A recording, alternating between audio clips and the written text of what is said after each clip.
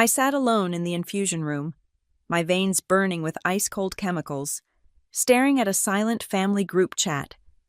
My father sent exactly one message telling me not to drag the household down with my cancer. 3 months later, those same people threw a party to celebrate my recovery funded by donations they secretly pocketed. That very night, a corporate lawyer called to say they were acquiring my startup for $92 million. My name is Daisy Wright. I am 34 years old, living in a one-bedroom apartment in the Lodo district of Denver that costs way too much for the square footage. And until 6 weeks ago, my biggest problem was hitting the quarterly product roadmap targets for Crownline Systems. Crownline is one of those mid-tier tech companies that everyone assumes is innovative because of the exposed brick in the lobby. But on the inside, it is just a factory of burnout and bureaucracy. I am a product manager there. It is a job that requires me to be the glue between engineers who hate meetings and executives who only understand pie charts. I was good at it. I was efficient. I was reliable. Then came the diagnosis. Stage 3. Just like that.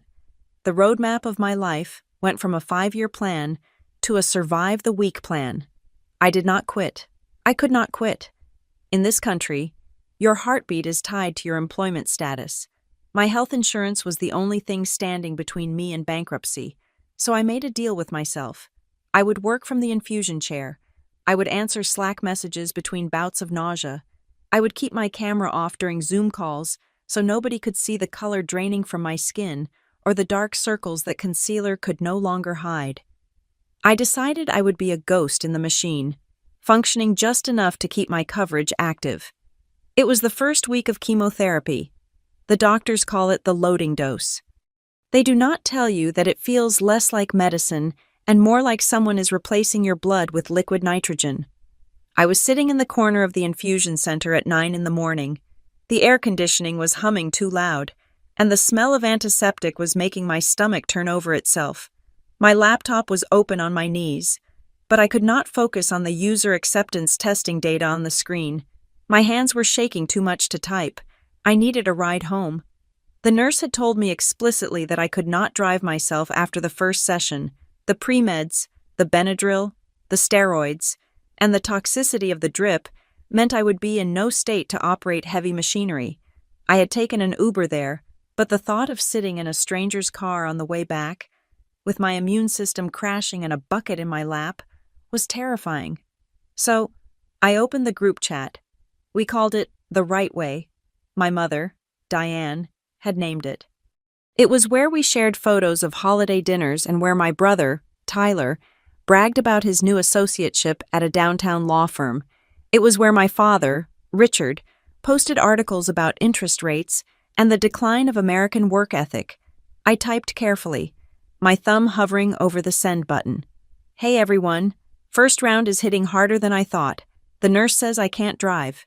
Can anyone swing by the medical center around noon to pick me up? I promise I won't be a hassle. I hit send. The timestamp read 9:15 in the morning. I watched the screen. 3 little icons popped up immediately at the bottom of the message. Read by Mom. Read by Dad. Read by Tyler. I waited. The IV pump beeped rhythmically next to me. A countdown clock to absolutely nothing. I watched a woman across the room, maybe 60 years old, having her hand held by a husband who looked like he had not slept in days. He was peeling an orange for her, carefully removing every single strand of white pith. I looked back at my phone. 5 minutes passed, then 10. At 9:30, my mother finally started typing. The 3 little dots bubbled up, then vanished, then bubbled up again. I held my breath, hoping for a simple, on my way. Instead, the message popped up. Daisy, honey, the house is in total chaos right now. The landscapers are here, and they are threatening to cut the wrong hedge if I don't stand over them. Your father is stressed about the market dip. It is just a bad time. You are a resourceful girl. Can't you figure it out? I stared at the words. The landscapers. My mother was prioritizing the aesthetic integrity of her hedges over her daughter, who was currently having poison pumped into her veins. Before I could type a reply, my father chimed in. He did not bother with the softening language my mother used. Richard Wright did not believe in soft. We discussed this. Daisy. You wanted to handle this treatment independently. You insisted on keeping your job and your apartment. Do not pull the fire alarm every time things get uncomfortable. Don't drag the whole house down and turn us into a relief project. We have our own lives. It felt like a physical slap. My chest tightened, not from the cancer, but from the sudden, hollow realization that I was orphaned while my parents were still alive. Then, a flicker of hope. Tyler, my little brother, the one I used to cover for when he snuck out in high school, the one whose law school application essay I had edited until 3 a.m. I got you. Days. Tyler wrote, I have a client meeting nearby. I will swing by at 12:30. Hang tight. I let out a breath I did not know I was holding. Thanks, Ty, I typed back. Really, 12:30 came. The infusion was done. The nurse unhooked me, flushing the port with saline that tasted like metal in the back of my throat. I gathered my things, my legs feeling like they were made of lead. I walked to the waiting area near the sliding glass doors. 12:45. I checked my phone. No messages. 1 o'clock in the afternoon. I called Tyler. It went straight to voicemail. 1:15. The receptionist looked at me with pity. That was the worst part. I could handle the pain. I could handle the fear, but I could not handle the pity of strangers who realized nobody was coming for me. I sent one last text to the group. Tyler, I am waiting outside. Seen. No reply. I sat on the curb. It was 40 degrees out, but I was sweating from the drugs. The world was tilting sideways. I was about to open the Uber app and risk vomiting in a stranger's Toyota Camry when a beat-up Buick sedan pulled up to the curb. The window rolled down. It was Mrs. Gallagher. She lived 3 doors down from me in my apartment complex. She was 72, wore floral cardigans regardless of the season, and smelled permanently of peppermint tea and old paperbacks. We had barely spoken more than polite greetings in the hallway, but she had seen me leaving that morning with my pillow and blanket. She did not ask if I was okay. She did not ask where my family was. She just unlocked the passenger door and leaned over. Get in, Daisy, she said. Her voice was raspier than I remembered. I have the heat on and a bag of saltines in the glove box. I got in. I did not cry, because if I started crying, I knew I would never stop. I just ate a cracker and closed my eyes. Mrs. Gallagher drove me home in silence. She walked me to my door, took my keys to open it for me, and made sure I was on the couch with a glass of water before she left. She was a stranger, essentially, and she had done in 20 minutes what my flesh and blood refused to do in a lifetime. I slept for 14 hours. When I woke up, it was Friday morning. The nausea was a dull thrum in my stomach, manageable if I did not move too fast.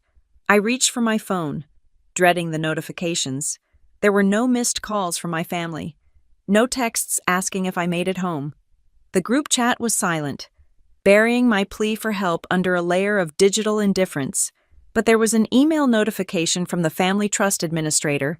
My grandfather had left a small family trust. It was not a fortune, but it was a safety net, meant for catastrophic emergencies.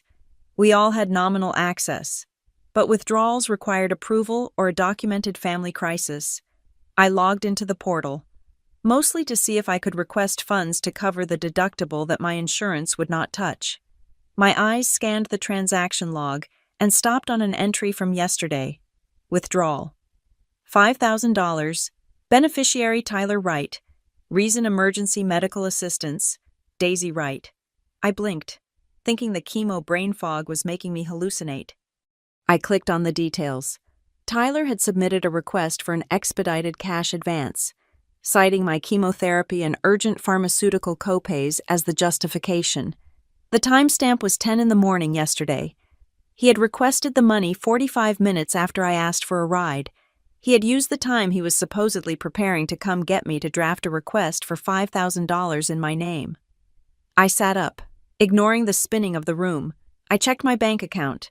0 pending deposits. I checked my Venmo. Nothing. Tyler had not just flaked on a ride. He had used my cancer as a tragic backstory to secure a payout for himself. He was a junior associate at a law firm. I knew for a fact he was drowning in student loans and trying to keep up appearances with a BMW he could not afford. He had leveraged my suffering to pay his lease. I scrolled back to his text. I got you. Days. He did not mean he had my back. He meant he had found a use for me. I felt a cold rage settle over me. It was different from the anger I felt toward my parents. Theirs was a sin of neglect. They just did not want to be bothered. Tyler's was active. It was predatory. He looked at his sick sister and saw an ATM PIN code. I wanted to scream. I wanted to call Richard and Diane and scream that their golden boy was a thief, but I looked at the group chat again. Don't drag the whole house down. My father had written, if I called them now, accusing Tyler, they would tell me I was being hysterical. They would say the chemo was affecting my judgment. Tyler would spin it. He was a lawyer. After all, he would say he was holding it for me, safeguarding it so I did not spend it irrationally in a panic. He would turn me into the villain. No. I closed the banking tab. I took a screenshot of the transaction log and saved it to a hidden folder on my hard drive, distinct from the family cloud. I was alone. I was sick. I was broke.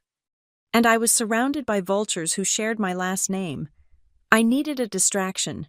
I needed to remind myself that I was still Daisy Wright, the woman who could manage a product lifecycle from ideation to launch. Not just Daisy the cancer patient. I opened my work laptop. I avoided the Crown Line Slack channels, which were full of people complaining about the coffee machine or the temperature of the conference rooms. Instead, I opened my personal email, buried under a pile of medical bills and promotional spam. There was a message that had come in late last night. The subject line was simple, lowercase, almost unassuming. Subject re-Oncaroute prototype. I frowned. Oncaroute was nothing. It was barely a ghost of an idea. In the sleepless nights since the diagnosis, fueled by steroid-induced insomnia, I had started sketching out a framework. It was just a way to organize the chaos of cancer, the appointment Tetris, the medication reminders, the side effect tracking. I had built a very rough, ugly wireframe and posted it on a developer forum a week ago, asking for feedback on the data structure. I did not think anyone had even looked at it. I clicked the email open. Sender Marcus Thorne, Venture Lead, Apex Horizon Group. The body of the email was short. Daisy, I stumbled across your wireframe on the dev forum. The interface is rough, but the logic regarding the patient-provider feedback loop is brilliant. My team reviewed the back-end structure you proposed. We think this solves a problem nobody else is looking at. We reviewed your prototype. Let's talk. I stared at the screen. My hand went to my chest, feeling the hard plastic bump of the port under my skin. Outside, the Denver snow was starting to fall, covering the gray city in white. My family thought I was dying. They thought I was a liability, a sinkhole for their time and money. But Marcus Thorne, whoever he was, thought I had solved a problem. I looked at the silence of the Right Way group chat one last time. Then I looked at the email. I was not going to tell them. I was not going to tell them a single damn thing. I hit reply. Survival is boring. That is the thing nobody tells you about cancer movies. In the movies, it is all dramatic hair-shaving scenes and tearful goodbyes on rain-slicked porches. In reality, survival is paperwork. It is 3 hours on hold with an insurance representative named Brenda, who keeps telling you that the anti-nausea medication which actually works is considered a Tier 3 luxury drug. It is sitting in a beige waiting room staring at a water stain on the ceiling, wondering if the receptionist lost your file again. The weeks following my first chemotherapy session were a blur of biological violence and administrative chaos. My body was revolting against me. The Taxol made my hands numb, as if I were wearing thick woolen gloves while trying to type. The adriamycin, the red devil, left me with a metallic taste in my mouth that made even water taste like old pennies. But the physical pain was almost easier to manage than the logistics. I realized very quickly that the American healthcare system is designed for people who have teams. It is designed for people who have mothers to drive them, husbands to argue with billing departments, and brothers to pick up prescriptions. It is not designed for a 34-year-old woman living alone who has to balance a laptop on her knees while a pump pushes poison into her chest. One Tuesday, during my third infusion, I watched the man in the chair next to me have a meltdown. He was maybe 50, wearing a faded Broncos jersey. He had missed his ride because the infusion ran 40 minutes late, and now he was going to be charged a no-show fee by the medical transport company, and he had forgotten his symptom log at home, so the doctor was refusing to adjust his dosage. He was crying, silent, shaking tears of pure frustration. I looked at him, and then I looked at my own setup. I am a product manager. My entire career is built on taking messy, complex systems and streamlining them into something functional. I could not fix my cells, but I could fix the mess. I had created a spreadsheet. It was ugly, functionally brutalist, but it was my lifeline. Tab 1 was the infusion schedule, cross-referenced with the half-life of the drugs, so I knew exactly which days I would be unable to walk and which days I could take a Zoom call. Tab 2 was a medication tracker with columns for dosage, timing, and whether it needed to be taken with food. Tab 3 was the insurance battle log, tracking every claim, every denial, and every reference number. I leaned over to the man in the Broncos jersey. I asked him if he had a Gmail account. He looked at me, confused, wiping his eyes with the back of his hand. He nodded. I shared the sheet with him. I showed him how I had set up conditional formatting to turn a cell red if two medications interacted poorly. I showed him the transport tab where I logged the phone numbers of 3 different backup car services. He looked at it like I had just handed him a bar of gold. He said he had been writing everything on napkins. A nurse named Sarah was changing my IV bag. She paused, looking over my shoulder at the glowing grid on my laptop screen. She watched me explain the symptom tracker to the man. She said, "That is incredible." She told me that half the patients she sees end up in the emergency room not because of the cancer, but because they mess up their home meds or miss a sign of infection because they are too overwhelmed to track it. She looked me right in the eye and said if that thing was an app, I would save more lives than she did. Her words stuck in my brain like a splinter. That night, the steroids kicked in. They give you dexamethasone to keep your body from going into shock during chemo, but the side effect is a manic, buzzing energy that feels like you have chugged 10 espressos. It was 3 a.m. My apartment was silent. My body was exhausted, aching in the marrow of my bones, but my brain was vibrating. I opened my laptop. I did not open the Crownline Systems work queue. Instead, I opened a blank design file. I started sketching. I called it Oncoroute. The logic was simple. The patient is the passenger. But right now, nobody is driving the car. The app would be the driver. It would sync with the hospital portal to pull the infusion schedule automatically. It would use that schedule to push notifications for medications, not just take this pill, but take this pill now so you don't throw up in 2 hours. It would have a rideshare API integration to pre-schedule pickups based on when the infusion actually ended, not when it was supposed to end. And the most important feature, the one born from my own fear, the red flag system. A simple interface where a patient could tap what they were feeling: fever, rash, numbness, and the algorithm would tell them immediately, "This is normal," or "Go to the ER right now." I worked until the sun came up over the Rockies. For the first time since the diagnosis, I did not feel like a victim. I felt like an architect. A few days later, Mrs. Maas Gallagher knocked on my door with a casserole. She had become my ghost guardian. She never stayed long, never intruded, but I would find soup left at my doorstep or my mail neatly stacked on the counter. She saw the dark circles under my eyes, but she also saw the whiteboard I had dragged into the living room, covered in flowcharts and wireframes. She asked what I was doing. I told her. I showed her the clumsy mock-up I had built. She squinted at the screen through her thick glasses. She asked if it worked on iPhones. I told her the design was just a picture right now, that I needed someone who knew Swift or React Native to make it real, and I could not afford a developer. Mrs. Gallagher smiled, a rare, crinkly expression. She told me her nephew, Sam, was one of those computer boys.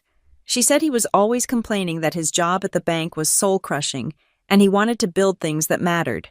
2 days later, Sam was in my living room.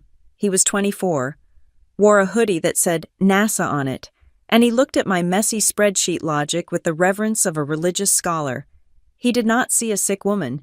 He saw a back-end architecture that was solid as a rock. We made a deal. I had no money to pay him. I offered him 5% equity in a company that did not exist yet. He laughed and said he would do it for free because his aunt liked me, and she hated everyone. We settled on 2% and a lot of pizza. We worked in bursts. I would handle my day job at Crown Line, enduring the pitying looks of my boss on video calls, and then I would spend my steroid-fueled nights with Sam, building the minimum viable product. I told my family absolutely nothing.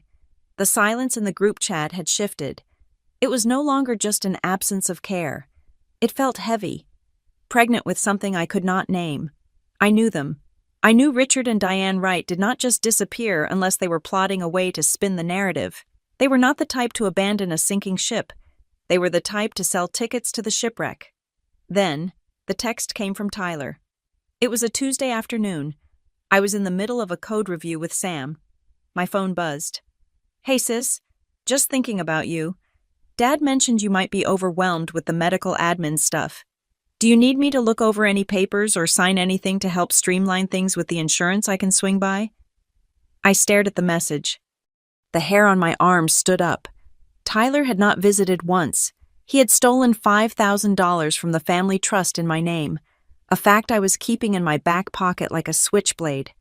Now, suddenly, he wanted to help with paperwork. I replied carefully, "I'm good. Ty, Crown Line has great HR support. They are handling the admin." He replied instantly, "Are you sure Mom says you sounded confused on the phone last week? Just want to make sure you aren't signing things you don't understand. Chemo brain is real, right?" I froze.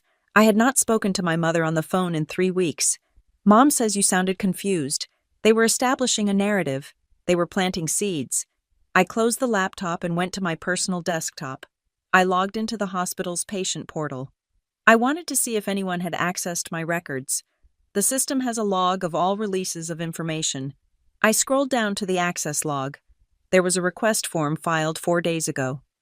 Request for release of full medical history and psychological evaluation. The requester was Diane Wright. That in itself was not illegal. She was listed as my emergency contact from years ago. A box I had forgotten to uncheck, but the destination for the records was not her email address. The records had been sent to T. Wright Harriman Associates. Law. That was Tyler's work email. My mother had pulled my medical records specifically requesting psychological evaluations and sent them to my brother, a lawyer. I felt a cold flush that had nothing to do with the cancer. They were not looking for a cure. They were looking for a capability ruling. They were gathering evidence to prove that I was mentally compromised. Why to take control of my finances? To force me into a facility? Or maybe just to ensure that if I died, they had legal precedent to bypass any will I might write. Chemo brain is real. Right? Tyler's text mocked me from the phone screen. They were betting on me being too weak to notice. They were betting on the daughter who used to seek their approval, the one who would just hand over the pen because she trusted her daddy knew best. That daughter died the day they left me on the curb. I grabbed a sticky note and a Sharpie. I wrote in block letters, "Do not sign anything, not even a birthday card." I stuck it directly onto my laptop screen. Then, I went to work on my defenses. I spent the next 3 hours changing every single password I owned: bank accounts, email, social media, the hospital portal. I enabled 2-factor authentication on everything, linking it to an authenticator app, not my phone number, just in case they tried to SIM swap me. I created a digital vault and encrypted cloud drive that required a physical hardware key to access. I moved the screenshot of Tyler's theft there. I moved my OncoRoute patent drafts there. I moved a digital diary I had started keeping, documenting every interaction, every text, every lie. I removed Diane Wright as my emergency contact. I replaced her with Mrs. Gallagher. When I was done, I sat in the dark of my apartment. The glow of the streetlights outside filtered through the blinds. I was nauseous. I was bald. and I was tired in a way that sleep could not fix. But my mind was razor sharp. They wanted to play law. They wanted to use bureaucracy as a weapon. They had no idea that I was currently building a machine designed to master bureaucracy. I looked at the Encaroute icon on my desktop. It was just a blue circle with a white path through it. It looked harmless. I opened the code again. I typed until my fingers cramped. I was not just building an app anymore. I was building a fortress. And the next time my family tried to breach the walls, they were going to find out that nobody was home to let them in. There is a specific kind of violence in being turned into a mascot against your will. It is not physical like the chemotherapy that was currently stripping the lining of my stomach, but it leaves a mark just as deep. It was a Saturday morning, the kind of crisp Colorado day that usually made people want to go hiking. I was lying in bed, scrolling through my phone with the brightness turned down to 10% because my eyes were sensitive to light. When I saw it, it was a notification from Facebook. I hardly used the platform anymore. It had become a graveyard of high school acquaintances posting about essential oils and political conspiracies. But the notification said, "Diane Wright tagged you in a post." I clicked it. The photo was from 3 years ago. It was taken at a family barbecue, back when I had long hair and color in my cheeks. In the photo, I was looking off camera, laughing at something, while my mother stood next to me, her arm draped protectively around my shoulder, looking directly at the lens with a beatific smile. It was a lie of a photo. I remembered that day. She had spent the entire afternoon criticizing my choice of career and telling me that at 31, my eggs were surely powdered dust. But in the photo, we looked like the picture of maternal devotion. The caption was a masterclass in performative grief. My heart is breaking as I share that my beautiful, strong daughter Daisy is fighting the battle of her life against cancer. As a mother, you never expect to see your child suffer. We are trusting in God's plan. But the medical bills are mounting, and the road ahead is long. We have set up a fund to help Daisy focus on healing without the crushing weight of financial ruin. Please, if you can, support our girl. Every prayer and every dollar counts. Cancer Warrior Prayers for Daisy Family. First below the text was a link to a crowdfunding campaign titled, "Help Daisy Beat the Odds." I felt the blood drain from my face. I had never asked for this. I had never authorized this. I had specifically told them I did not want my diagnosis broadcasted to the entire Denver metro area. I wanted privacy. I wanted dignity. I clicked the link. The page had been live for 48 hours. The total raised was already $24,350. I stared at the number. $24,000. In 2 days. My parents were pillars of their community. My father was a deacon at the mega church in the suburbs. My mother was the treasurer of the garden club and on the board of the local historical society. They had reach, they had influence, and they were cashing it in. I scrolled through the donor list. It was a roll call of people I barely knew or hadn't spoken to in a decade. Brenda Miller, $200. Praying for you. Diane. Stay strong. The Henderson family, $500. God bless the Wrights. Pastor John, $1,000. The flock is with you.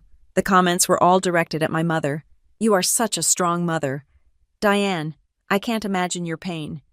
Diane, let us know if you need a casserole. Diane, I was the prop. She was the protagonist. My phone buzzed. It was a text from Sarah, a girl I had gone to college with. We were not close, but we exchanged birthday texts. Hey Days, I just saw your mom's post. I am so sorry. I had no idea things were that bad financially. I just sent $300. Please get well soon.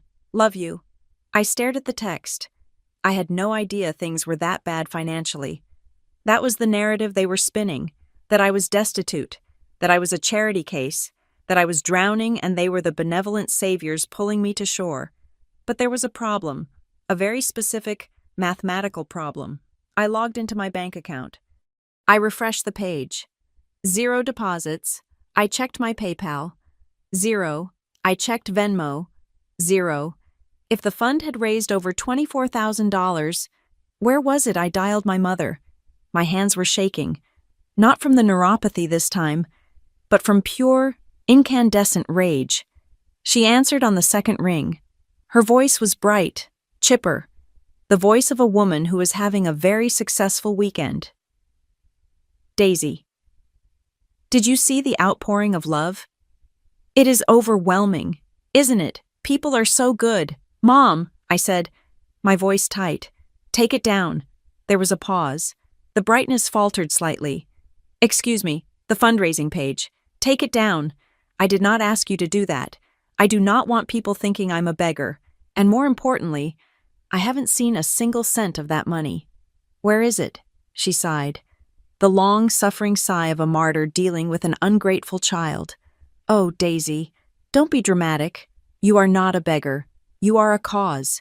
People want to help. And regarding the money, don't worry your pretty little head about it. We are managing it for you. Managing it, I repeated. It is my medical fund. It says, help Daisy. It doesn't say help Diane remodel the kitchen. That is incredibly hurtful, she snapped, her tone shifting instantly to victimhood. You are sick, Daisy. You are on heavy narcotics. You are in no state to handle large sums of cash. We decided it is best if the family manages the funds. We will pay the bills as they come in. You just focus on getting better. I am 34 years old, I said, my voice rising. I am a product manager. I manage million-dollar budgets for a living. I can manage my own copays, transfer the money to me, or I report the page for fraud. You wouldn't dare, she said, her voice dropping to a hiss. You wouldn't embarrass this family after everything we have done for you. What have you done for me, I asked. You left me on a curb last week. We are done discussing this, she said. You are emotional. We will talk when you are rational. She hung up. I sat there, the silence of my apartment ringing in my ears. I felt like I was gasping for air. They were stealing from me. It was not just neglect anymore. It was active theft, wrapped in the guise of charity. 10 minutes later, my father called. I answered, expecting an apology. I should have known better. Daisy, Richard Wright's voice boomed down the line. Your mother is in tears. What is the matter with you? She is stealing donations made in my name. Dad, I said, nobody is stealing anything, he barked. Stop using that word. We are stewarding the resources. Do you know how much stress this puts on us? Having a sick child. The social stigma. The worry. We are handling the public relations of this disaster, and you are being ungrateful. People are donating because they respect us. Daisy, because they know the right name. Do you think they would donate $20,000 to a nobody living in a rental apartment? They are giving to us. The breath left my lungs. So it is your money. It is family money, he corrected, and we will decide how it is best allocated. Maybe we pay off your car. Maybe we put it in a trust.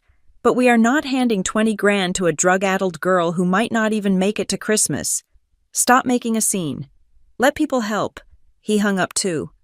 Drug-addled. Might not make it to Christmas. That was their bet. They were betting I would die.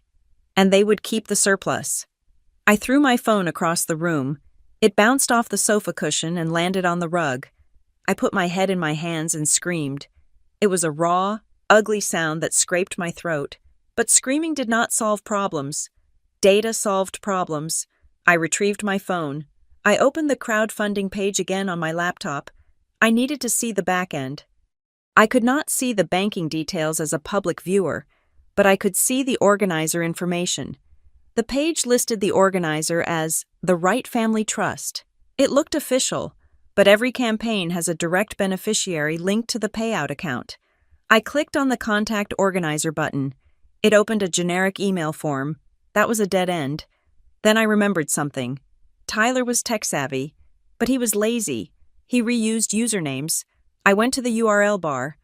The campaign URL ended in a string of random characters, but the user profile associated with it was public. I clicked on the profile name Wright Family Support. It showed the account creation date 3 days ago. It showed the linked email verification. It was partially obscured. Asterisks hiding the middle characters. Tut Crown. No, that wasn't right. Tyler didn't work at Crown. I looked closer. It wasn't Crown. It was T. Wright Harriman Associates. Law. The platform masked it, but the length and the first letter matched his work email.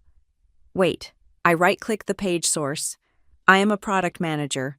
I know how web pages are built. I searched the HTML code for the beneficiary tag.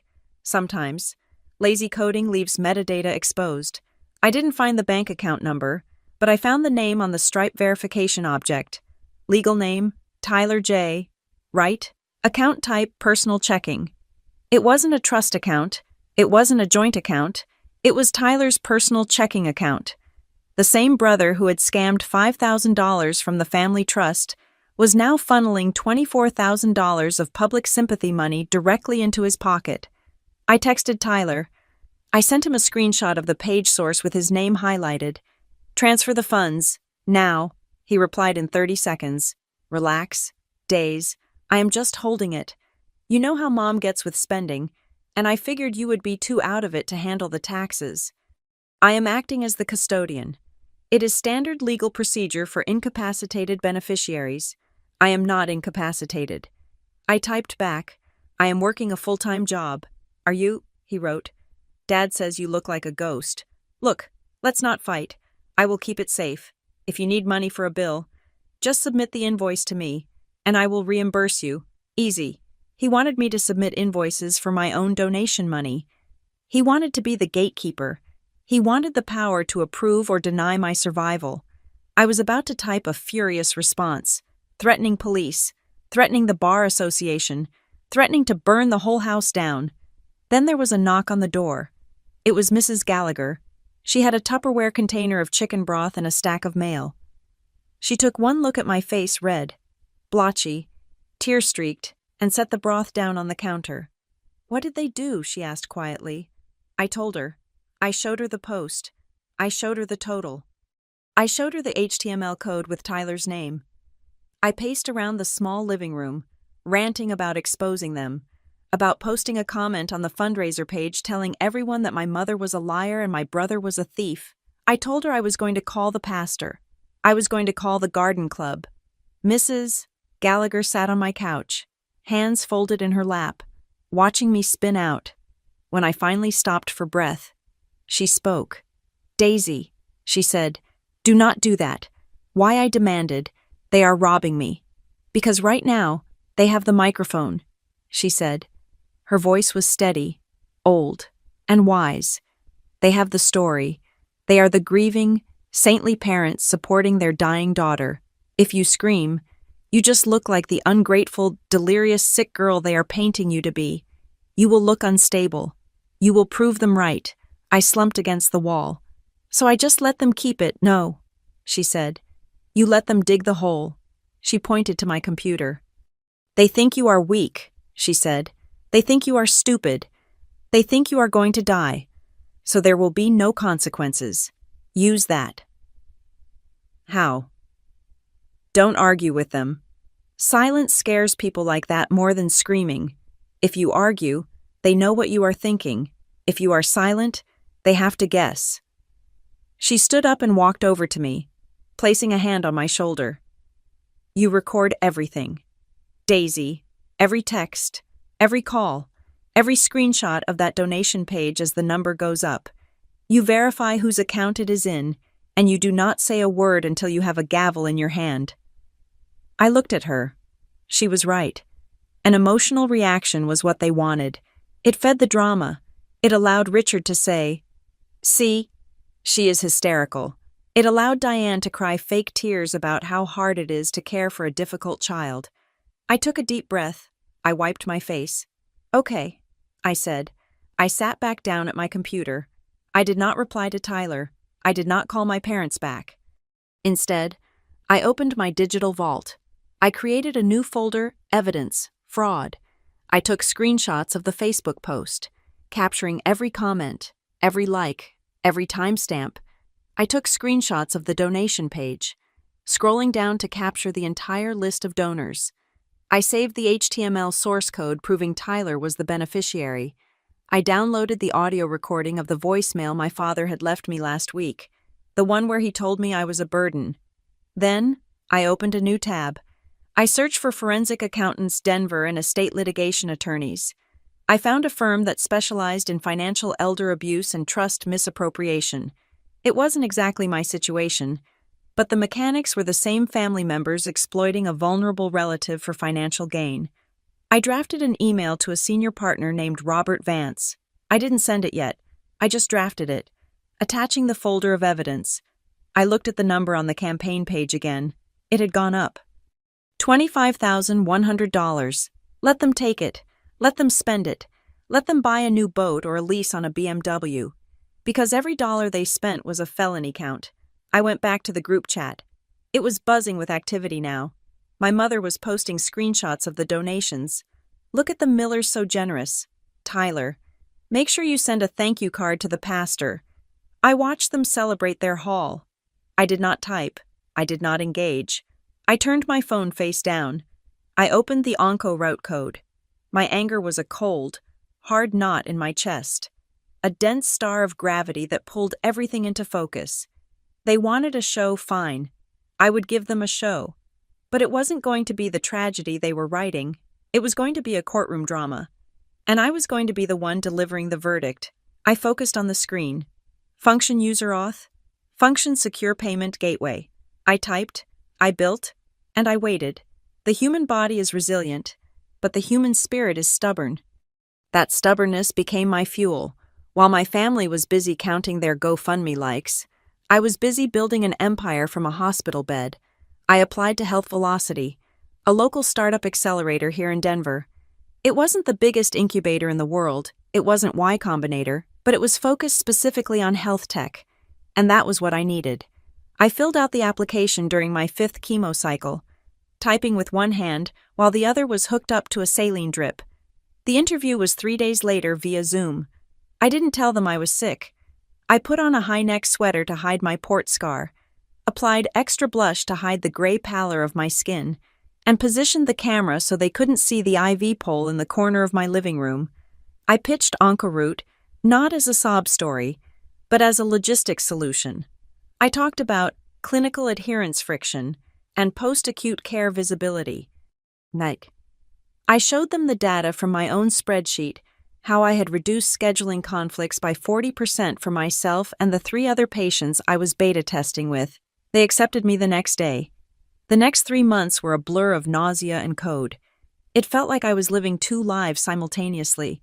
In one life, I was a patient, vomiting into a bucket and watching my hair fall out in clumps in the shower. In the other life, I was a founder, pushing updates to the App Store and negotiating API access with electronic health record vendors. The accelerator assigned me a mentor named Elias, a retired hospital administrator with eyes that had seen every efficiency failure in the industry. He didn't care about the tech stack. He cared about the workflow. You're solving the last mile problem of oncology. He told me during a coffee meeting where I drank herbal tea because caffeine made my heart race. Hospitals are great at the medicine part. They are terrible at the life part.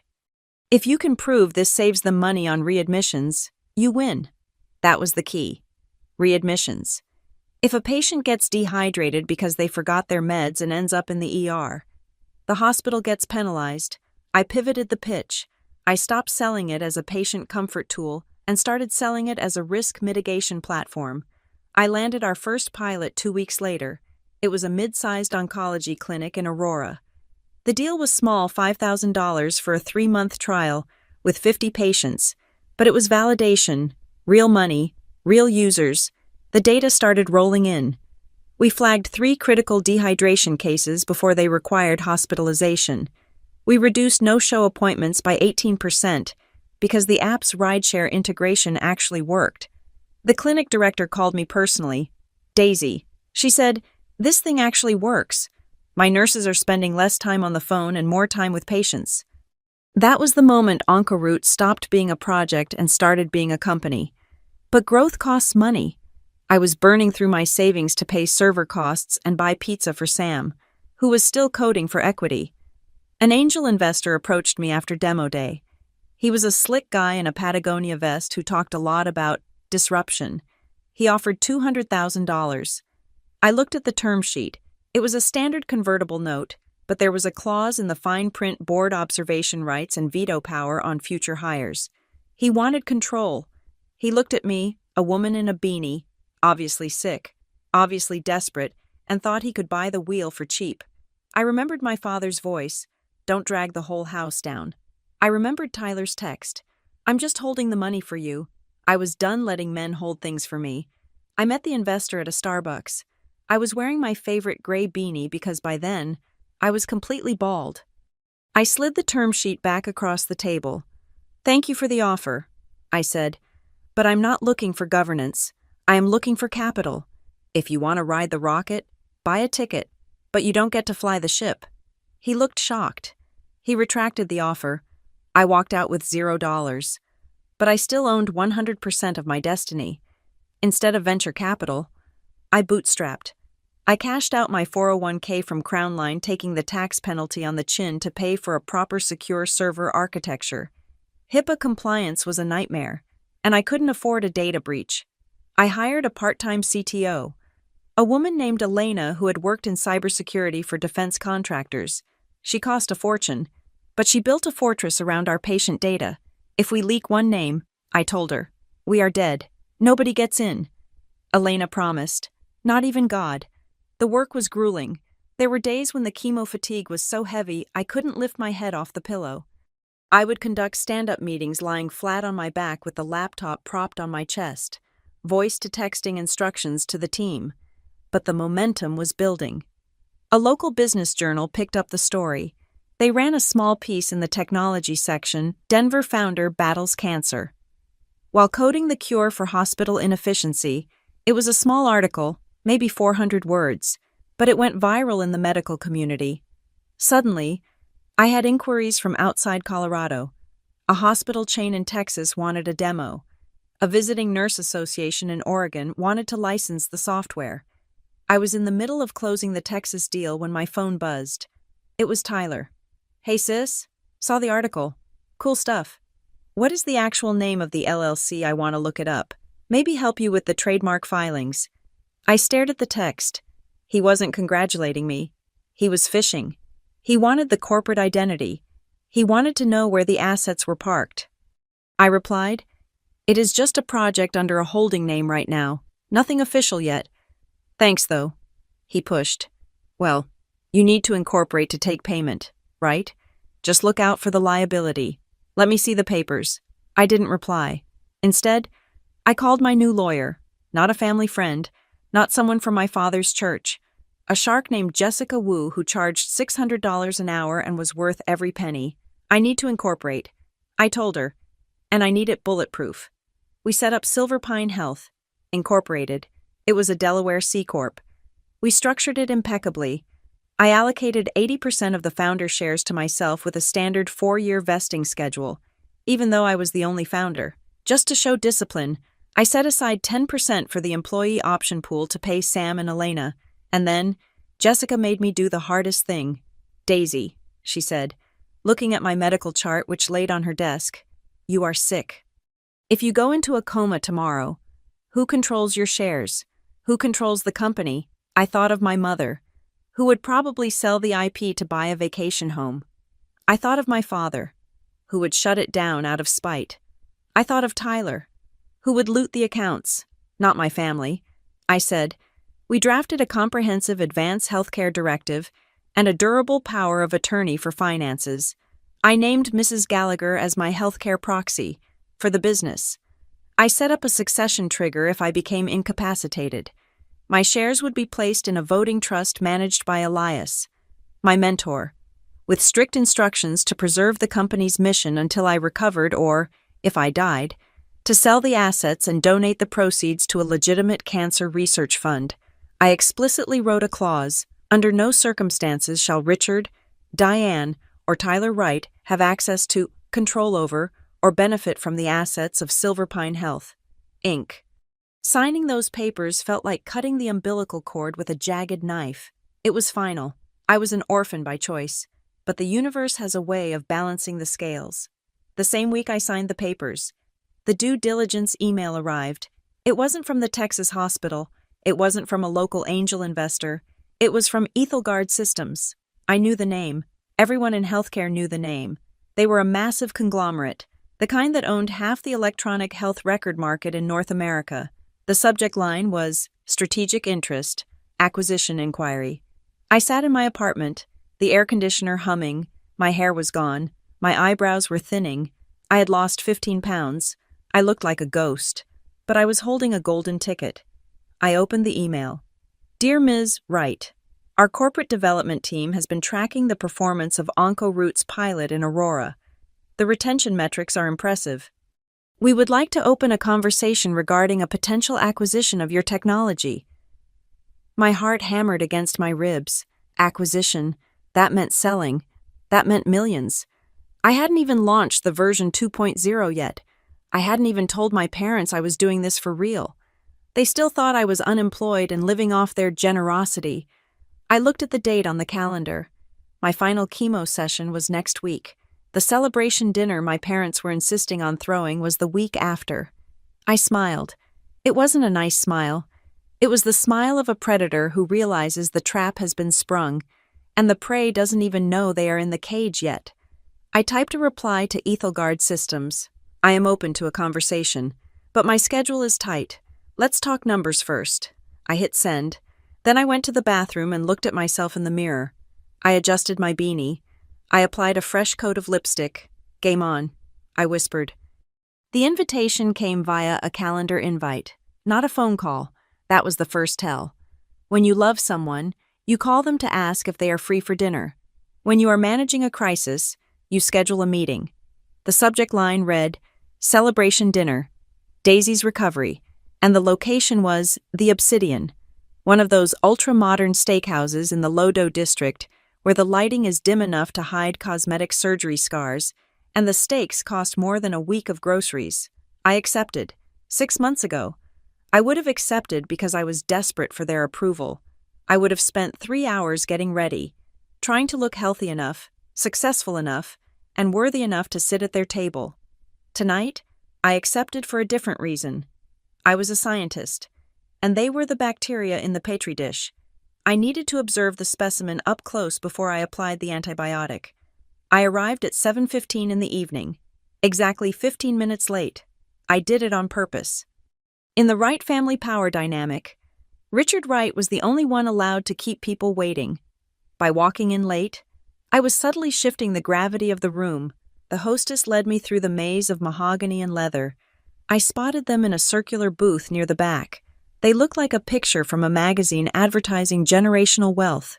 My father, Richard, was wearing a charcoal suit that probably cost $3,000. My mother, Diane, was draped in a cashmere shawl, sipping a glass of white wine with a look of practiced serenity. My brother, Tyler, was typing furiously on his phone, looking important. I approached the table.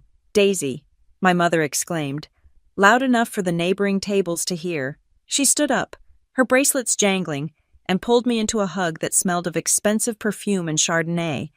It was a hug that involved no actual contact with her torso.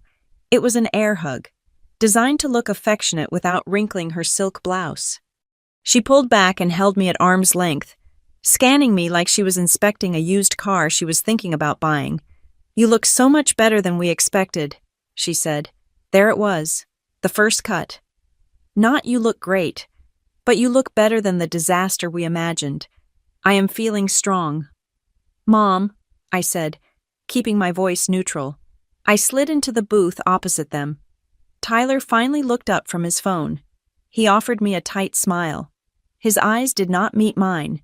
They flickered to my hairline, checking the length of my regrowth, then down to my wrist, checking for a hospital bracelet. Hey, sis, Tyler said. You look good. The short hair is edgy. It is called post-chemo chic. Tyler, I said, it is all the rage in the oncology ward. An uncomfortable silence settled over the table. My father cleared his throat. He hated discomfort. He picked up the menu, a leather-bound book that weighed about 2 pounds. Let us not dwell on the unpleasantness, Richard said, commanding the table.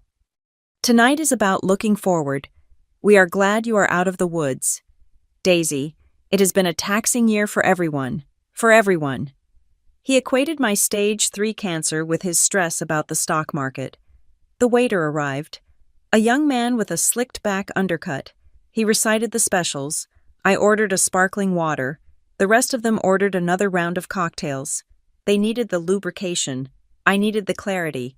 So, Tyler started, leaning forward on his elbows. He was wearing a watch I recognized. It was a Tag Heuer. He did not have a Tag Heuer 6 months ago. He was a junior associate paying off student loans. What is the plan now? Days. Are you going back to Crown Line? Or are you taking some time to recover? He was fishing. He needed to know if I was generating income. I left Crown Line, I said, unfolding my napkin. My father frowned. That was foolish. Daisy, you need the benefits. You need stability. You cannot just float around in this economy. I am not floating. I said, I am working on a new project. Tyler's ears perked up. A project like what? Freelance consulting product development, I said. In the health technology space. Tyler exchanged a glance with my mother. It was a quick, micro-expression, but I caught it. They were trying to assess the value. Health technology sounded expensive. It sounded like something that required capital, not something that generated it. Is that wise? My mother asked, buttering a roll with aggressive precision. Startups are so volatile, honey. And with your health history, do you really have the stamina for that? Maybe you should look for something part-time, something low stress. She wanted me small. If I was small, I needed them. If I was big, I was dangerous. I have plenty of stamina. I said, the appetizers arrived, calamari and oysters. My family ate with the gusto of people who felt they deserved the best of everything. I watched them. I watched how my father treated the waiter dismissive, barely making eye contact. I watched how my mother scanned the room to see if anyone important was watching us. We were so worried about you, Diane said suddenly, putting a hand on her chest. The performance was starting. Those first few weeks I barely slept. I was praying constantly. I set my glass of water down. The condensation left a wet ring on the white tablecloth. I looked directly at her. Really, I asked. Of course, she said, blinking rapidly. I have a question then. I said. My voice was calm, conversational. Ask anything. Honey, Tuesday, October 14th. I said. They looked confused. The date meant nothing to them. That was my second infusion. I continued, the one where I had an allergic reaction to the Taxol. My throat closed up. My blood pressure dropped to 60/40. I was in the chair for 8 hours. I texted the group chat at 10 in the morning saying I was scared. I looked at my father. I looked at Tyler. Who was there? I asked. The silence that followed was absolute. The clinking of silverware stopped. My father stared at his oyster fork. Tyler looked at the ceiling. My mother's mouth opened slightly, but no sound came out. I waited. I let the silence stretch until it became a physical weight in the center of the table. Well, Richard said finally, his voice gruff. You know how busy the quarter end is. Daisy, we cannot just drop everything. We were there in spirit. In spirit, I repeated. Spirit does not drive me home when I cannot see straight. Dad, Mrs. Gallagher was there. She held the vomit bag. My mother bristled. Mrs. Gallagher is a lovely woman, but she is a busybody. We are your family. Then act like it, I said. My father slammed his hand on the table. It was not a violent slam, but it was authoritative, a command for silence. That is enough, he said. We are here to celebrate. Stop picking fights. Stop being a victim. This is exactly why we did not come, because you turn everything into a guilt trip. I almost laughed. The gaslighting was so textbook it was almost boring. The main courses arrived, steaks for the men, salmon for my mother. I had ordered the chicken. We ate in silence for a few minutes. Then, my father decided to pivot to his favorite topic, why I was wrong. This startup business, he said, cutting into his ribeye. It is a mistake. I read in the journal that venture capital is drying up. You are going to burn through whatever savings you have left. And then what? You come crawling back to us. I am not asking for money. Dad, I said. Not yet, he countered. But you will? You always were a dreamer. Daisy, you lack the killer instinct. Business is about leverage. It is about capital. You have neither. I took a bite of my chicken. I chewed slowly. If he only knew. I had a $92 million term sheet sitting in my encrypted inbox. I had more leverage than he had ever seen in his life. Tyler cleared his throat. He sensed the tension and decided to play the role of the benevolent brother. Speaking of capital, Tyler said, wiping his mouth with a linen napkin, we should talk about the fund. My internal radar pinged. The fund. The $25,000 they had grifted from the church ladies. What about it, I asked. Well, Tyler said, affecting a casual tone. It is sitting in the account. I haven't touched it. Obviously. I am just holding it safe. But I was thinking, since you are doing this startup thing, maybe we should structure it properly.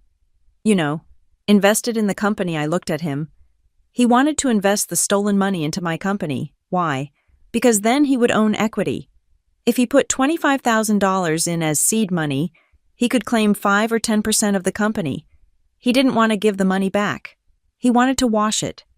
He wanted to turn stolen donations into a founder's share. That is an interesting idea. Tyler, I said, keeping my face blank.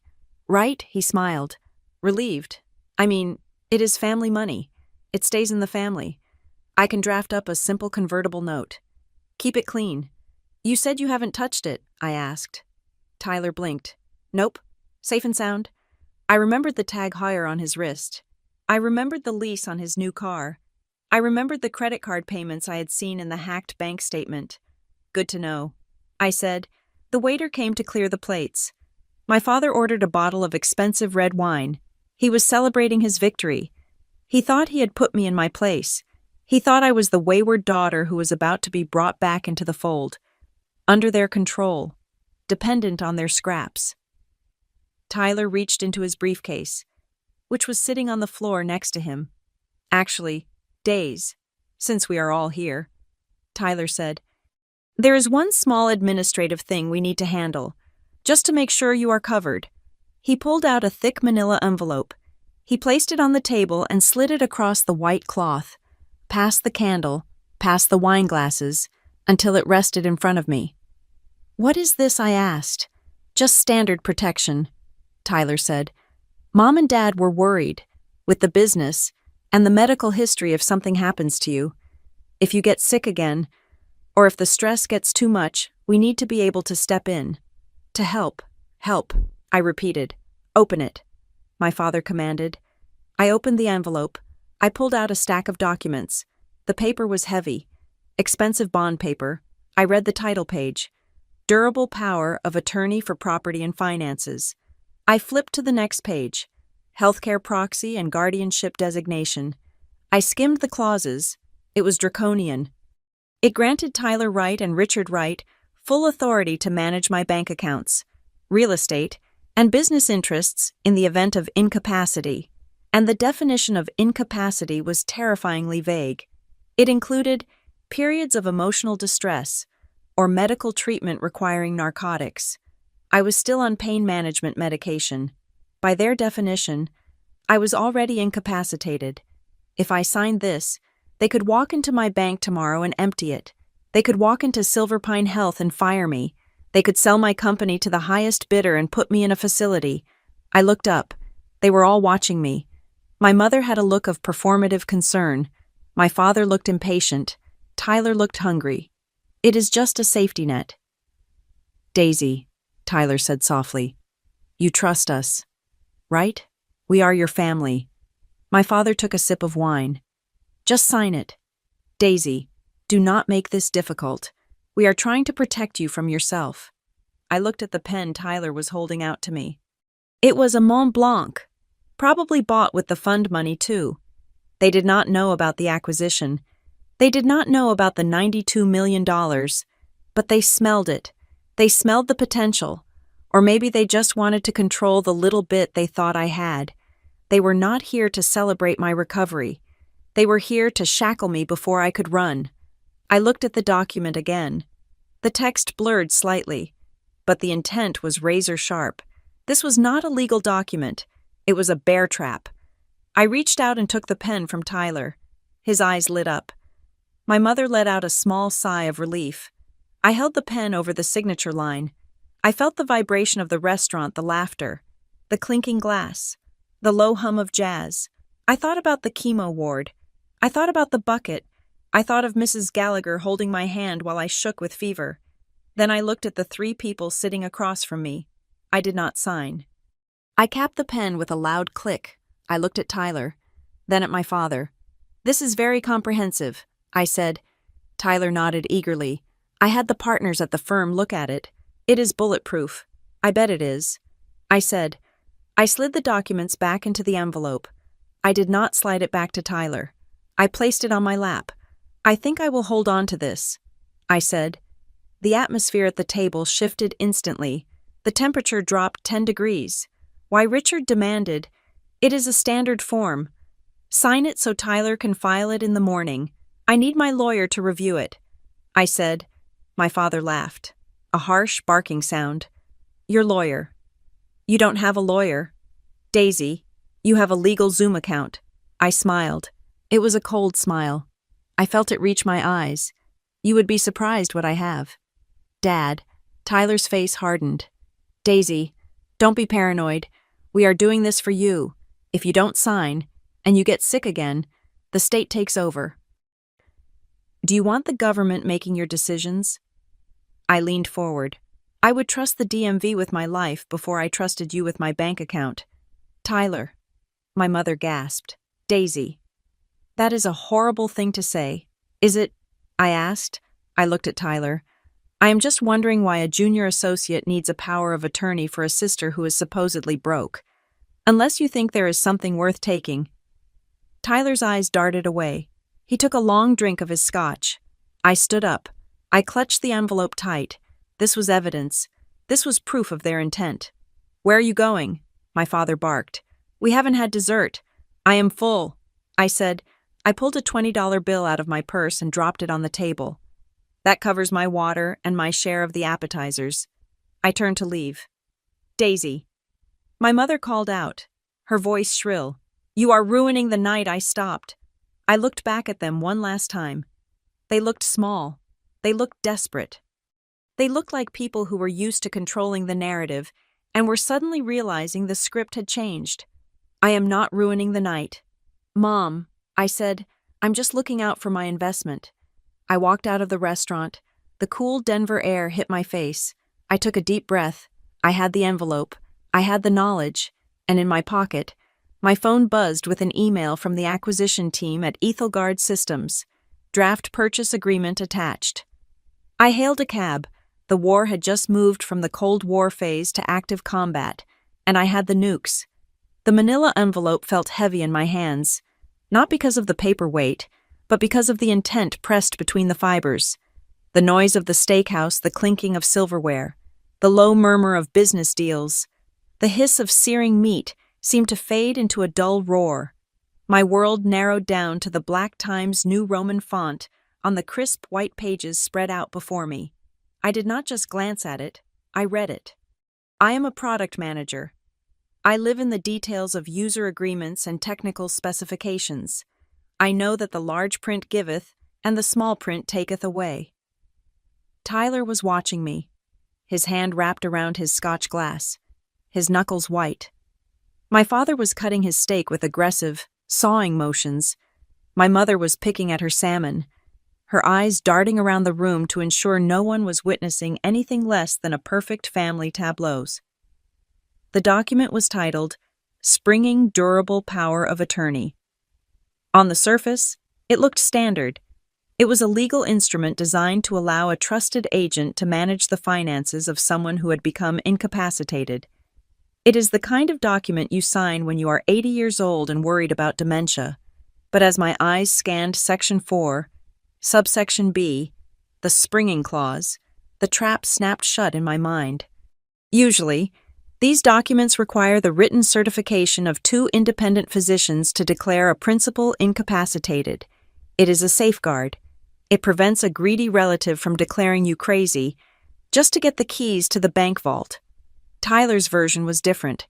Incapacity shall be determined by a written opinion of the principal's primary attending physician or by a majority vote of the principal's immediate family members, acting in the best interest of the principal. I read it twice. Or by a majority vote of the principal's immediate family members. They did not need a doctor. They did not need a judge. They just needed to vote. Richard, Diane, and Tyler. 3 votes. They could hold a meeting in their kitchen, vote that I was emotionally compromised due to the stress of my illness, and legally seize control of my assets before the coffee was brewed, and because I had just incorporated Silver Pine Health.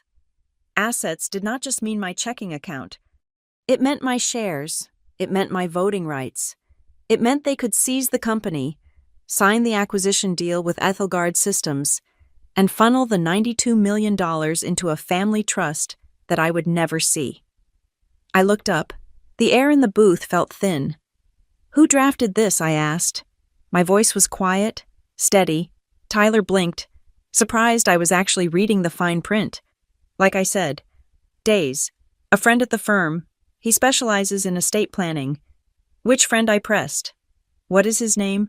Does he know I am 34 and fully employed? Or did you tell him I was senile? Tyler's jaw tightened. You are being paranoid. It is boilerplate language. It is not boilerplate. Tyler, I said, tapping the page with my index finger. Section 4 allows you 3 to declare me incompetent without a medical professional. You could take my house, my car, and my intellectual property just by raising your hands at the dinner table. My father stopped chewing. He swallowed a piece of steak that looked too big for his throat. Stop parsing every word like you are a contract lawyer. Daisy, he snapped, we are doing this for your protection. You are sick. You are on drugs. Who knows when you might snap, when you might spiral. We need to be able to step in instantly. Instantly. I repeated, so you can control the money. So we can save you, my mother interjected, her voice pitching up into that wobble she used when she wanted to play the victim. Why do you always think the worst of us? We fed you, we clothed you, and now, when we try to ensure you are safe, you treat us like criminals. I looked at her. I saw the tears welling up in her eyes. They were real tears, but they were not for me. They were tears of frustration that the script was not going according to plan. If you are really just worried about my safety, I said, leaning back, then you won't mind if I have my own lawyer review this. Richard slammed his hand on the table. The silverware jumped. A woman at the next table looked over. Startled. For God's sake, Daisy, just sign the damn paper. You want to involve a lawyer who is going to pay for a lawyer, you with what money you are bleeding cash on this little hobby business of yours. I stared at him. He thought I was destitute. He thought he was yelling at a broke, frightened girl. He had no idea he was yelling at the CEO of a multi-million-dollar corporation. I have a lawyer. Dad, I said calmly. Her name is Jessica Wu. She charges $600 an hour, and she would laugh this document out of court. Tyler let out a sharp, derisive laugh. Jessica Wu, the corporate shark. Please, you cannot afford her retainer. I ignored him. I looked at my mother. Mom, you asked me if I trust the family. She nodded, dabbing her eyes with a napkin. Yes, we are your blood. I leaned in close. Trust does not need paper. Mom, trust is showing up when I'm vomiting in a bucket. Trust is not stealing $25,000 from a fundraising account. Paper is for power, and this paper is designed to take mine away. The mention of the money made Tyler flinch. He sat up straighter, his defensiveness shifting into aggression. You are ungrateful, he spat. The mask was slipping now. The benevolent brother act was gone. You know, we prepared for this. We knew you would be difficult. That is why we need the authority. Because when the cancer comes back, and it will... Daisy, the stats are not on your side. You are going to be a mess. You are going to be begging us to take over. We are just trying to get ahead of the inevitable crash. The inevitable crash. He was not betting on my recovery. He was shorting my livestock. He had already calculated the odds, decided I was a bad asset, and was trying to salvage the liquidation value. That was the moment the last tether snapped. The final, microscopic thread of hope that maybe, just maybe, They actually loved me. It broke. I stood up. I did not scream. I did not flip the table. I moved with the cold precision of a surgeon who realizes the limb is gangrenous and must be severed to save the body. I picked up the envelope. I folded it in half and shoved it into my purse. "Hey," Tyler said, reaching out. "That is my draft. It is addressed to me." I said, "It is mine now." Evidence. I looked down at them. They looked like 3 angry children whose toy had been taken away. "I am leaving." I said, my father's face was purple. "If you walk out of here, Daisy, do not expect us to pay for your funeral. I will keep that in mind." "Richard," I said. I turned to go, but then I paused. I looked at Tyler. "Oh, one more thing." I said, "Since you are so concerned with financial transparency." Tyler glared at me. "What? The fundraising money?" I said, "The $25,000. "You said you are just holding it." "Yes," he hissed. "I told you." "Great," I said. "Then send me the bank statements. Tonight, I want to see the deposit dates and the current balance. If it is just sitting there, it should be easy to prove." Tyler's face went pale. He opened his mouth, but no sound came out. He looked at my father, then back at me. "I have to request them from the bank. It takes time. It takes 5 seconds on an app." "Tyler," I said, "unless the money isn't there anymore." I let that hang in the air. I saw my mother's eyes widen slightly. She looked at Tyler. She didn't know. He had scammed her too. Probably. Or maybe she knew and didn't care as long as the kitchen got remodeled. I turned and walked away. My heart was pounding in my chest, a frantic drumbeat against my ribs, but my legs were steady. I walked through the dining room, navigating the maze of tables. "Excuse me, miss," I stopped near the host stand. The restaurant manager, a man in a sharp vest, was intercepting me. He looked uncomfortable. "Your party?" "The gentleman at the table indicated that you would be handling the bill." I looked back at the booth. My father was glaring at me from 50 feet away.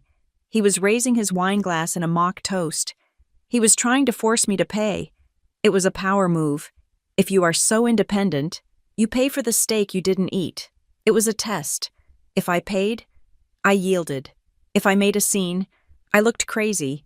I looked at the manager. He was holding a leather folio. I smiled at him. It was the same smile I used when I negotiated the API integration with the hospital networks. "May I see the itemized receipt, please?" He handed it to me. The total was $640, 4 cocktails, a bottle of Cabernet, 2 ribeyes, the salmon, the appetizers, and my sparkling water, $7. I pulled a $20 bill from my purse. I placed it on the folio. "This covers the sparkling water and my portion of the calamari, plus a 30% tip for the server." I said. The manager looked at the 20, then at the bill. "Miss, the total is—" "I am not paying for their dinner," I said calmly. "I am paying for what I consumed. The rest of the party is still seated. They are enjoying their wine. I am sure my father, Richard Wright, he is a deacon at the First Baptist Church, very well known in the community, would be mortified if you thought he couldn't afford his own meal." I emphasized the name. "Richard Wright, First Baptist Church." The manager hesitated. He knew the type. He knew that making a scene with a local pillar of the community was bad for business. "Of course," he said, lowering his voice. "I will split the check. Thank you." I said. I didn't look back. I pushed through the heavy oak doors of the Obsidian and stepped out into the cool Denver night. The streetlights blurred for a second. The adrenaline crash was hitting me. My hands were shaking. I clutched my purse against my chest, feeling the sharp corners of the manila envelope through the leather. I had the proof. I had the POA draft that proved premeditated intent to defraud. I had the witness of their desperation. I walked to the corner and leaned against the brick wall of a closed boutique. I needed to breathe.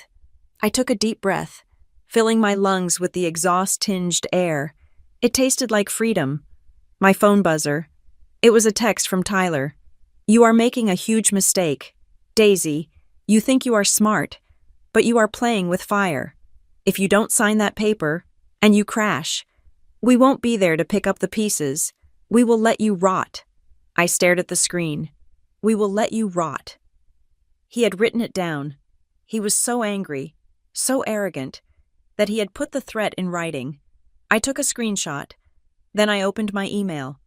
I composed a new message to Robert Vance, the forensic accountant I had consulted. Subject: additional evidence. Attempted coercion. Mr. Vance, please see the attached screenshot.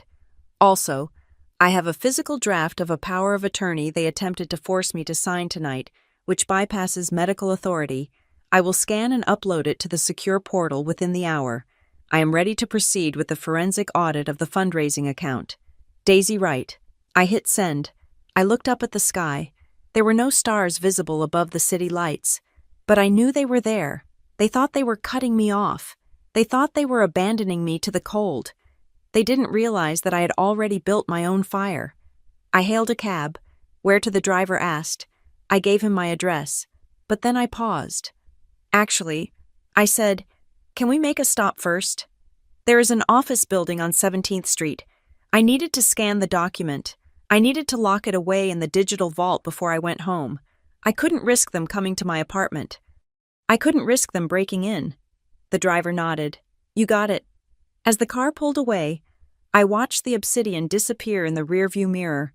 My family was still in there, probably arguing over who would pay the $600 tab, drinking expensive wine to wash down the taste of their failure. They had no idea that the incapacitated girl they had tried to bury was about to become the most powerful person they had ever met. And the best part, they had handed me the shovel. The morning sun hitting the glass facade of the Denver skyline usually looked like promise. Today, it looked like an interrogation lamp. I had barely slept 3 hours after the dinner at the Obsidian. My body was humming with a toxic cocktail of cortisol and lingering chemotherapy fatigue, but my mind was operating at a cold, frantic velocity. At 8:15 in the morning, my phone rang. It was Dr. Evans, the director of the clinic in Aurora running our pilot program. I answered on the first ring, expecting a report on the latest patient data. "Daisy," Dr. Evans said. Her voice was tight. "We have a problem." My stomach dropped. Had the app crashed? Had a patient missed a critical alert? "Is it the server?" I asked, already pulling up my admin dashboard. "No," she said. "It is not the tech. I received a phone call this morning. A very disturbing phone call from someone claiming to be a concerned party regarding your corporate governance." I stopped typing. "Who they did not give a name," she said, "but they claim to have inside knowledge of Silverpine Health. They told me that the CEO is suffering from a rapid cognitive decline due to aggressive metastatic progression. They said the project is a liability because the leadership is mentally compromised and likely to be incapacitated within 30 days. They suggested I pull the pilot to avoid malpractice exposure." The room spun. It was not just a rumor. It was a targeted strike at my revenue stream. "Dr. Evans," I said, forcing my voice to remain steady. "You have seen me. You have seen the code. Do I sound compromised?" "No," she said. "But Daisy, I run a medical facility. Risk is a 4-letter word here. If there is a legal battle over leadership, or if you are hiding a terminal diagnosis that affects your ability to deliver, I need to know. I am not hiding anything." I said, "I am in remission. My scans are clean. This is a malicious attack from a personal dispute. I can send you a certified letter from my oncologist within the hour." "Send it," she said. "And Daisy, fix this. I cannot have drama attached to my patient data." She hung up. I sat there, gripping the phone until my knuckles turned white. They were attacking the business. They knew they could not break me emotionally anymore, so they were trying to starve me out. Before I could process the call, my email pinged.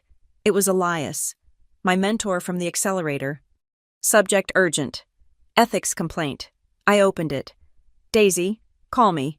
The board of directors just received an anonymous whistleblower complaint. It claims you falsified your application regarding your solvency and that you are using investor funds to cover personal medical debts. They are threatening to revoke your seed status." I dialed Elias immediately. "It is a lie." "Elias," I said before he could even say hello. "I know it is a lie," he said, his voice gruff. "I have seen your books. You are running leaner than any founder I have. But the board is skittish. This email, it is detailed. Daisy, it references specific medical billing codes. It references the family trust." My blood ran cold. The family trust. Only 3 people knew about the specific withdrawal Tyler had made. Only 3 people had access to those codes. "Send me the email header." I said, "I do not need to be a forensic analyst to read an email header, but having Elena, my CTO, certainly helped." I forwarded the raw data to her. "Trace it," I texted. 10 minutes later, she replied. The sender used a burner Gmail account, but they were sloppy. They didn't use a VPN. The originating IP address resolves to a commercial fiber line in downtown Denver. Specifically, the node serving the 17th Street Business District, 17th Street, the same block where Harriman Associates, Tyler's law firm, had their offices. It was Tyler. Of course it was Tyler. He was not just a thief. He was a saboteur. He was trying to burn the company down so he could sift through the ashes for spare change. My phone buzzed again. A text from Tyler, hearing some rumblings about the business being shaky. "People talk. Days. Don't complicate things. I just want to protect you. If you sign the papers, I can make the noise go away. I can handle the legal side." It was extortion. Pure and simple. "Nice company you have there. Shame if something happened to it." I did not reply. I took a screenshot. I added it to the folder. I needed to see the scope of the damage. I logged onto Facebook. If they were attacking my business reputation, they were likely reinforcing the dying girl narrative to the public to cover their tracks. I went to my mother's profile. She had posted 10 minutes ago. The photo was a blurry shot of me from months ago, sleeping in a hospital chair, looking pale and skeletal. It was invasive. It was private, and she had posted it for the world to see.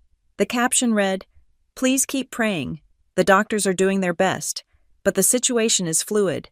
Our brave girl is fighting so hard, but the confusion and the fatigue are taking a toll.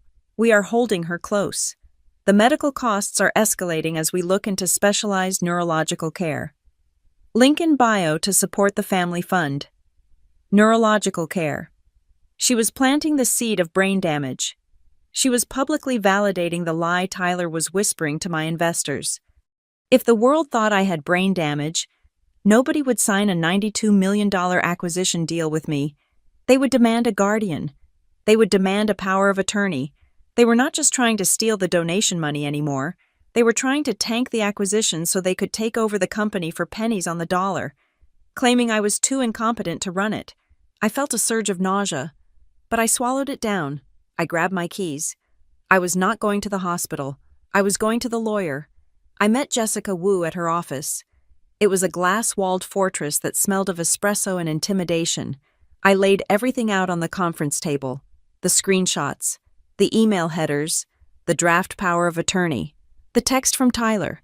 Jessica looked through the documents, her face unreadable. She was a woman who ate corporate raiders for breakfast. "This is not a family dispute," Jessica said, sliding the papers back into a neat stack. "This is a coordinated, tortious interference with business relations, defamation, and attempted fraud."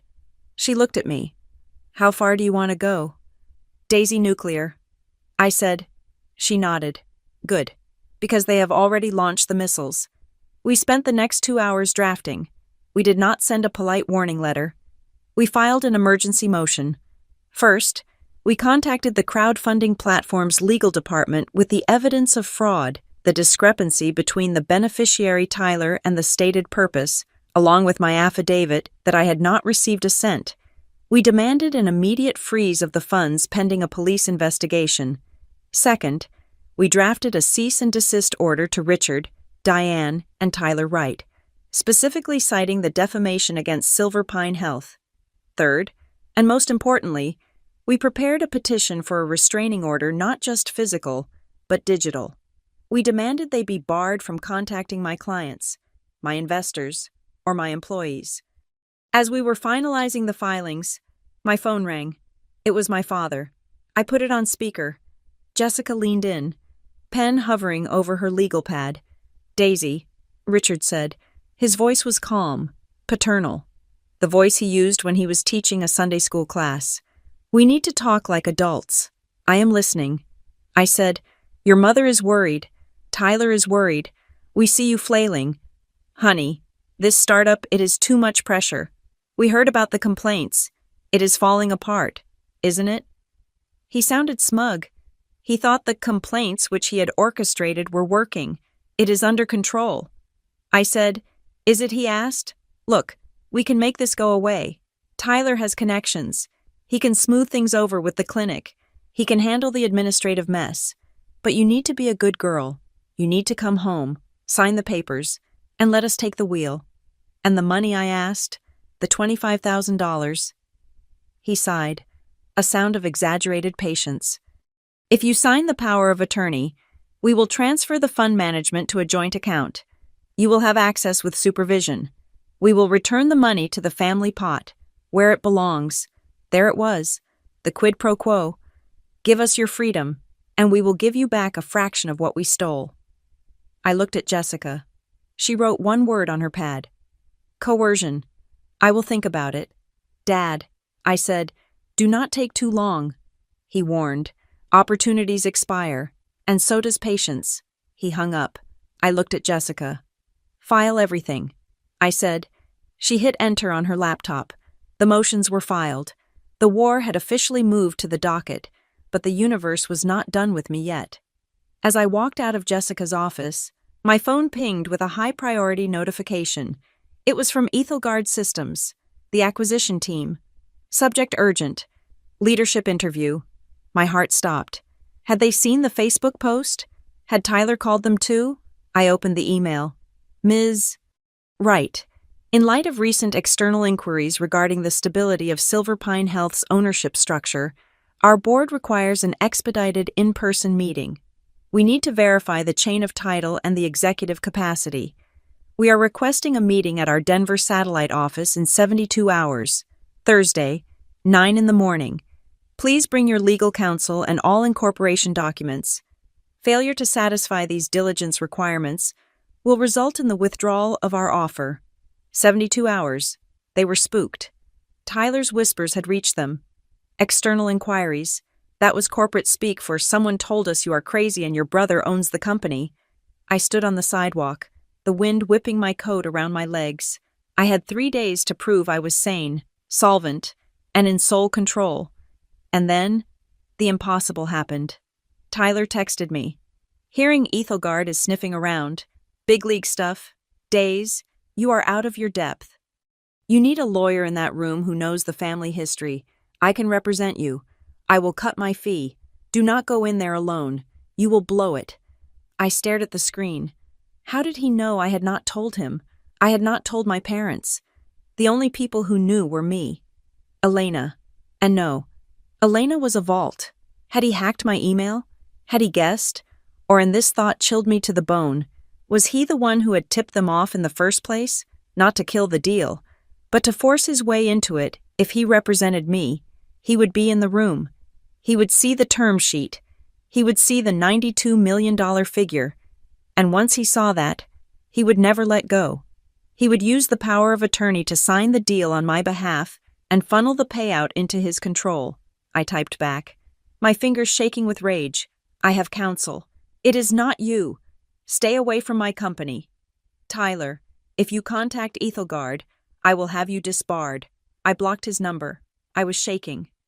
The walls were closing in. I had the legal motions filed, but the courts were slow, and business moved fast. If Ethelgard pulled the offer before the judge granted the restraining order, I lost everything. I needed leverage.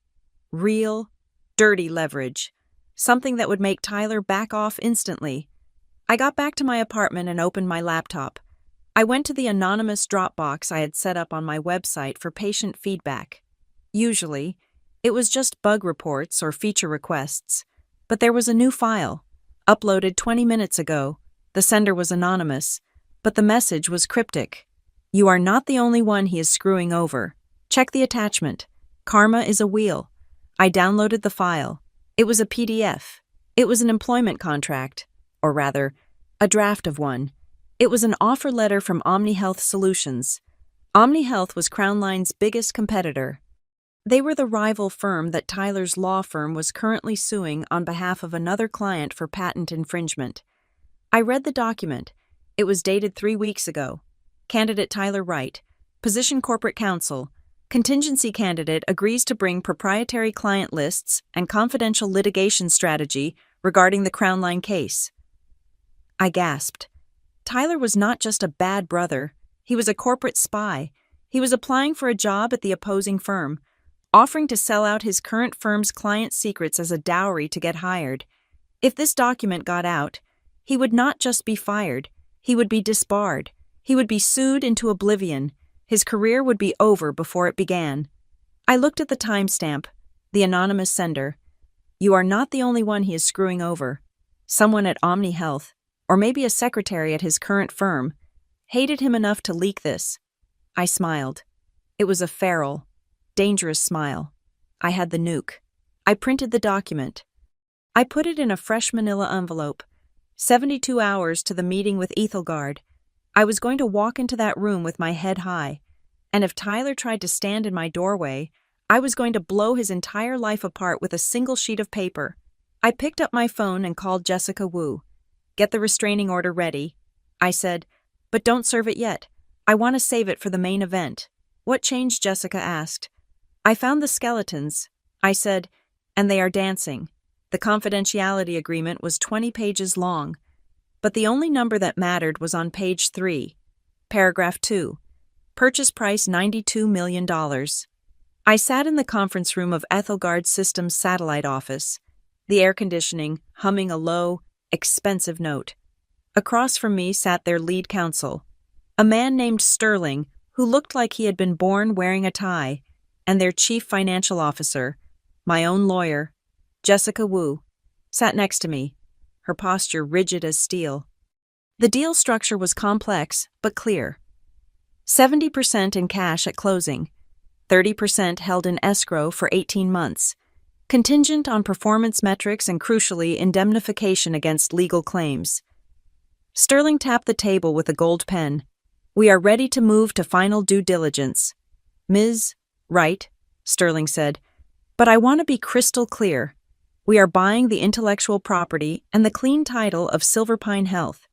If there is a single lien, a single lawsuit, or a single claim of contested ownership from a third party, we walk. We do not buy lawsuits. We buy solutions. I nodded. The title is clean. I am the sole shareholder. Sterling looked at me over the rim of his glasses. We have heard rumors of a family dispute, a potential competency challenge. I felt Jessica stiffen beside me, but I kept my face impassive. My family is spirited, I said, but they hold no equity, no board seats, and no legal authority. I have a clean bill of health from my oncologist and a notarized capacity affidavit. They are noise. Mr. Sterling, not signal. Sterling held my gaze for a long moment. Then he nodded. Keep it that way, he said. If the noise gets loud enough to spook our shareholders, the $92 million vanishes. I walked out of that meeting with the weight of a fortune pressing on my shoulders. It was a life-changing amount of money. It was never look at a price tag again money. It was build a cancer center in my name money. But it was hanging by a thread, and that thread was the silence of 3 people who had never learned to shut up. Denver is a small city disguised as a big one. The legal community is even smaller. Somewhere between the filing of my restraining order drafts and the whispers in the court clerk's office, the wind changed direction. My family found out. They did not know the exact number. The $92 million was locked behind the NDA I had just signed, but they knew something massive was happening. They heard acquisition. They heard Ethelgard. They smelled the blood in the water, and like sharks who realize the prey is actually a whale, they stopped biting and started begging. The shift was instantaneous and nauseating. It started with my mother. 2 days after I signed the NDA, there was a knock on my apartment door. I checked the camera. It was Diane.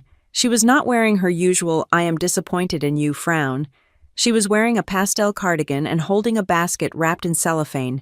I opened the door, leaving the security chain on. Daisy. She beamed, tilting her head. Oh, look at you. You have some color back in your cheeks. What do you want? Mom, I asked. She pouted. Can't a mother visit her daughter? I brought you those organic teas you like. And a candle. It is lavender. Good for relaxation. I undid the chain. I wanted to see this performance up close. She swept into the apartment, her eyes immediately darting around the room. She was not looking at me. She was looking at the furniture, the laptop on the table, the stack of legal files. She was appraising the environment, trying to calculate how much I was worth.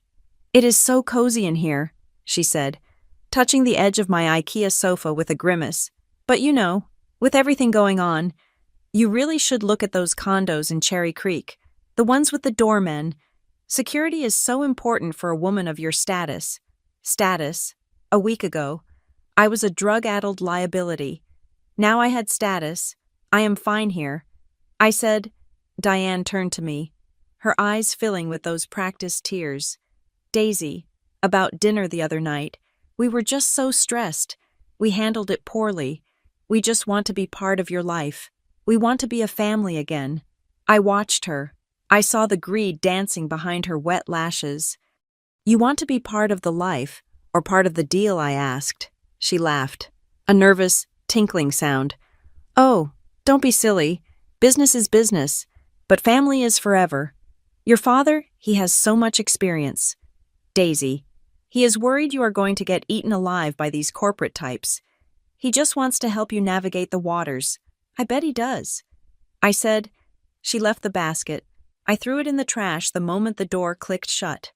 I did not trust anything she gave me not to be poisoned. Then came the call from Richard. He did not apologize. Richard Wright did not apologize. He pivoted. Daisy. He boomed into the phone, bypassing a greeting. I ran into Bob Henderson at the club. He mentioned he saw you walking into the Ethelgard offices. Big players. I said nothing. Listen, he continued, his voice dropping to a conspiratorial whisper. If you are selling, you need a strategy. You need a tax shelter. You need to structure the payout so the IRS doesn't take half. I have been looking into some trust structures. If you bring me on as a strategic advisor unofficially, of course I can minimize your exposure. We can keep the money in the family ecosystem. The family ecosystem. That was his new word for his pocket. I have a CFO. Dad, I said, and a tax attorney. They are employees. Daisy, he snapped, his patience fraying. They don't care about your legacy. I am your father. I built the foundation you are standing on. It is only right that the family participates in the success. We supported you through the lean years. The lean years. He meant the years I was self-sufficient before the cancer, because during the cancer, their support was a text message and a stolen fund. I am busy. Dad, I said, I have to go. I hung up before he could start yelling. But the most dangerous approach came from Tyler. Tyler knew the law. He knew that if he pushed too hard, I would drop the restraining order and the employment contract leak. So he played a different card, the bargaining chip. He requested a meeting at a neutral coffee shop. I agreed, mostly because I needed to see what he was holding. He looked tired. The dark circles under his eyes were real this time. He was terrified about the Omni Health leak, even though he didn't know I was the one holding the smoking gun. He bought me a coffee. He didn't buy one for himself. Okay. Days, he said, keeping his voice low. Let us cut the crap. I am listening. I said, I know you are closing a deal, he said, and I know you are holding something over me regarding the Omni Health thing. I don't know what you have, but I know you are dangerous right now. I sipped my coffee. I am just a sick girl. Tyler, remember. He winced. Okay, low blow. Look, here's the offer. You want the fundraising money back? You want the books cleared? I want what is mine. I said, I can make that happen. He said, I can transfer the full $25,000 back to you today. I will sign a statement saying it was a misunderstanding. I will clear your name with the church ladies. And in exchange I asked, he leaned in, I want a seat at the table, not a board seat, just a legal advisory role on the acquisition. Put my name on the deal sheet. Give me a point, just 1% as a finder's fee for early strategic counsel. I almost laughed. 1% of 92 million was $920,000. He wanted almost $1 million in exchange for returning the 25,000 he had stolen. And why would I do that, I asked. Because if you don't, he said, his voice hard, I will keep the fundraising money in limbo. I will drag out the investigation. And when Ethelgard does their background check on you, they will find an open fraud investigation involving your family. They hate mess, Daisy. An open investigation involving the CEO's brother, that is a red flag. He was blackmailing me with his own crime. It was almost impressive in its audacity. I looked at him. I needed to see the cards. Send me the statements. I said, what the bank statements for the fundraising account. I said, send me the full history. If the money is all there, and you have just been holding it, prove it. If I see the money is safe, maybe I will consider your role. He hesitated, just for a fraction of a second. His eyes darted to the left. Okay, he said. I will email them to you. He pulled out his phone and tapped for a minute. Sent. I checked my email on my phone. The PDF attachment was there. I opened it. It was a statement from First National Bank. It showed a balance of $24,800. But I scrolled down. The transaction history was odd. Page 1 went from January 1st to January 15th. Page 3 started on February 1st. Where is page 2, I asked. Tyler shrugged. Must be a scanning error. But you see the balance, right? The money is there. I looked closer at the balance summary on page 3. Opening balance $12,400. Wait, if the balance on January 15th was $24,000, how was the opening balance on February 1st only $12,000? He had moved money out and then moved it back in. He had raided the fund, probably to pay a gambling debt or a car note, and then frantically borrowed money from somewhere else to top it back up before showing me. That was why the page was missing. It hid the withdrawal and the panic deposit. I looked at him. He was sweating. I will think about it. Tyler, I said. I stood up and walked out. I went straight to Mrs. Gallagher's apartment. She was knitting something that looked like a very long, very purple scarf. I sat on her floral armchair and told her everything. The deal, the 92 million, the parents' sudden affection, Tyler's blackmail and the missing page. I should just hand the evidence to the police now. I said, I should burn them down before the deal closes. Mrs. Gallagher stopped knitting. She looked at me over her spectacles. Daisy, she said, if you go to the police now, it becomes a public fight. Ethelgard will hear the sirens. You lose the deal. So what do? I asked. I let them win, no, she said. You let them lose. She set her knitting down. You have the truth. She said, they have lies, but lies are heavy. Daisy, you have to carry them, eventually. If you make them carry enough lies, they drop them. She leaned forward. Don't prove he stole the money, she said. Don't prove your mother is greedy. Just give them a room, a table, and a silence. Make them fill the silence. They will tell you who they are. You just have to record it. I looked at her. A room, a table, a silence. The acquisition was in the final stage. I needed a signed document from them, a release of claims, to satisfy Ethelgard's condition about no ownership disputes.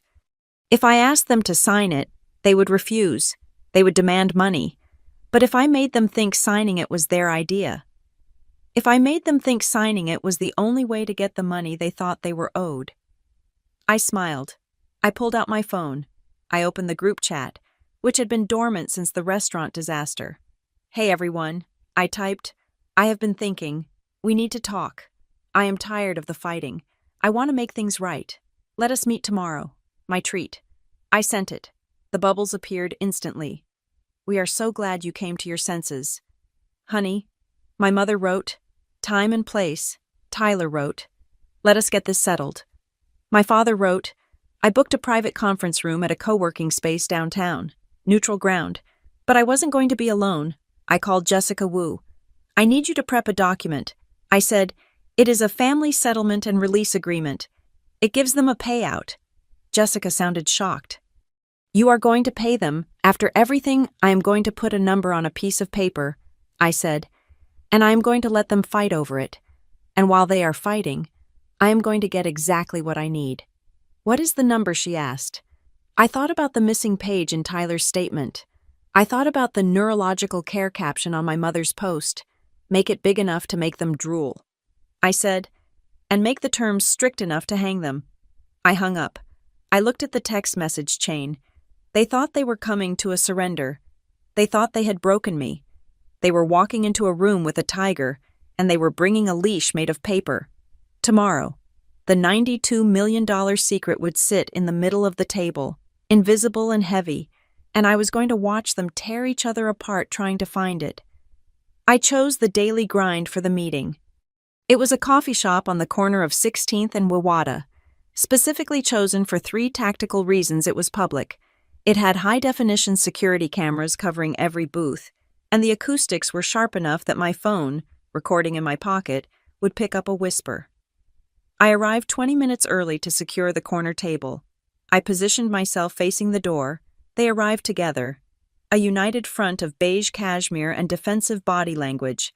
My mother, Diane, was wearing dark sunglasses indoors, playing the part of the beleaguered matriarch. My father, Richard, looked impatient, checking his watch as if he had a board meeting to get to.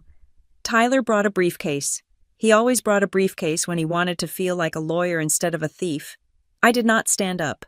I gestured to the empty chairs. Thanks for coming, I said.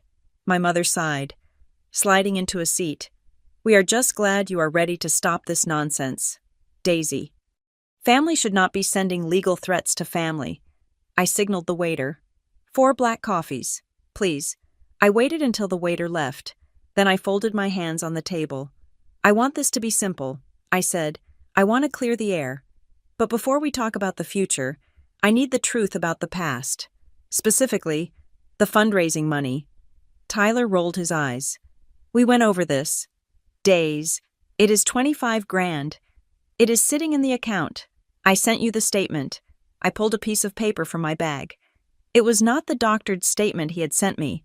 It was a printout of the platform's terms of service, with a highlighted section regarding beneficiary identity verification. The platform requires the beneficiary's bank account to match the stated recipient. I said, I never linked my account, which means the money went to the organizer. I slid the paper toward him. The organizer is listed as Tyler J. Right.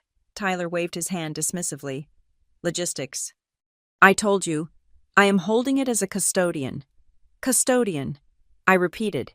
A custodian holds assets for a minor or an incapacitated person. I am neither. My mother reached out, trying to touch my hand. I pulled back. Honey, she said, her voice trembling with that practiced fragility. We did it for you. We were so scared you wouldn't be able to manage the bills. We were protecting you. Protecting me. I said. I pulled out my phone. I tapped the screen. The audio file was short. It was a voicemail Tyler had left me 2 weeks ago, late at night, when he thought I was asleep and vulnerable. Play. Tyler's voice, tinny but unmistakable, filled the space between us. Look, Daisy, just sign the damn POA. I am holding the fundraising cash until you do. You want the money to pay for your meds? You sign the paper giving us control. That is the deal. The silence that followed was louder than the espresso machine grinding beans behind us. Tyler's face went red. That was taken out of context. I was frustrated. My father slammed his hand on the table, not loud enough to cause a scene, but hard enough to rattle the spoons. You are recording us, Richard hissed. You are taping your own family. That is illegal in some states. Actually, Colorado is a one-party consent state. Dad, I said calmly, as long as I am part of the conversation, I can record whatever I want. And I learned it from you. Remember what you told me when I was 16 and got into that fender bender? He who has the evidence lives. I looked at them. So, let us drop the Protection Act. Tyler wasn't protecting the money. He was holding it hostage. Tyler leaned forward, his eyes narrowing. So what? You were being stubborn. We needed leverage to make sure you didn't do something stupid with the family assets. Family assets, I said. You mean the money strangers donated to save my life? I reached into my bag again. This time, I pulled out a stack of paper. It was the result of the subpoena Jessica Wu had filed against the bank 2 days ago. It was the real transaction history of Tyler's account. Let us look at how you protected the assets. Tyler, I laid the pages out like tarot cards. February 4th, withdrawal. $4,000, payment to BMW Financial Services. February 12th, withdrawal. $2,500, payment to DraftKings. February 20th, withdrawal. $6,000, transfer to Richard Wright. Chase Sapphire Reserve. I looked at my father. You paid off your credit card with my chemo money. Dad. My father's face turned a shade of purple I had never seen before. He did not look ashamed. He looked furious that he had been caught. It was a loan he snapped, a short-term liquidity bridge. I was going to pay it back before you needed it. You were still in treatment. You didn't have any bills yet. I stared at him. A liquidity bridge. He stole from his dying daughter to pay for his country club lifestyle. And Tyler, I said, pointing to the DraftKings charge. You gambled with it, $2,000? Tyler looked away. Jaw clenched. I won that week.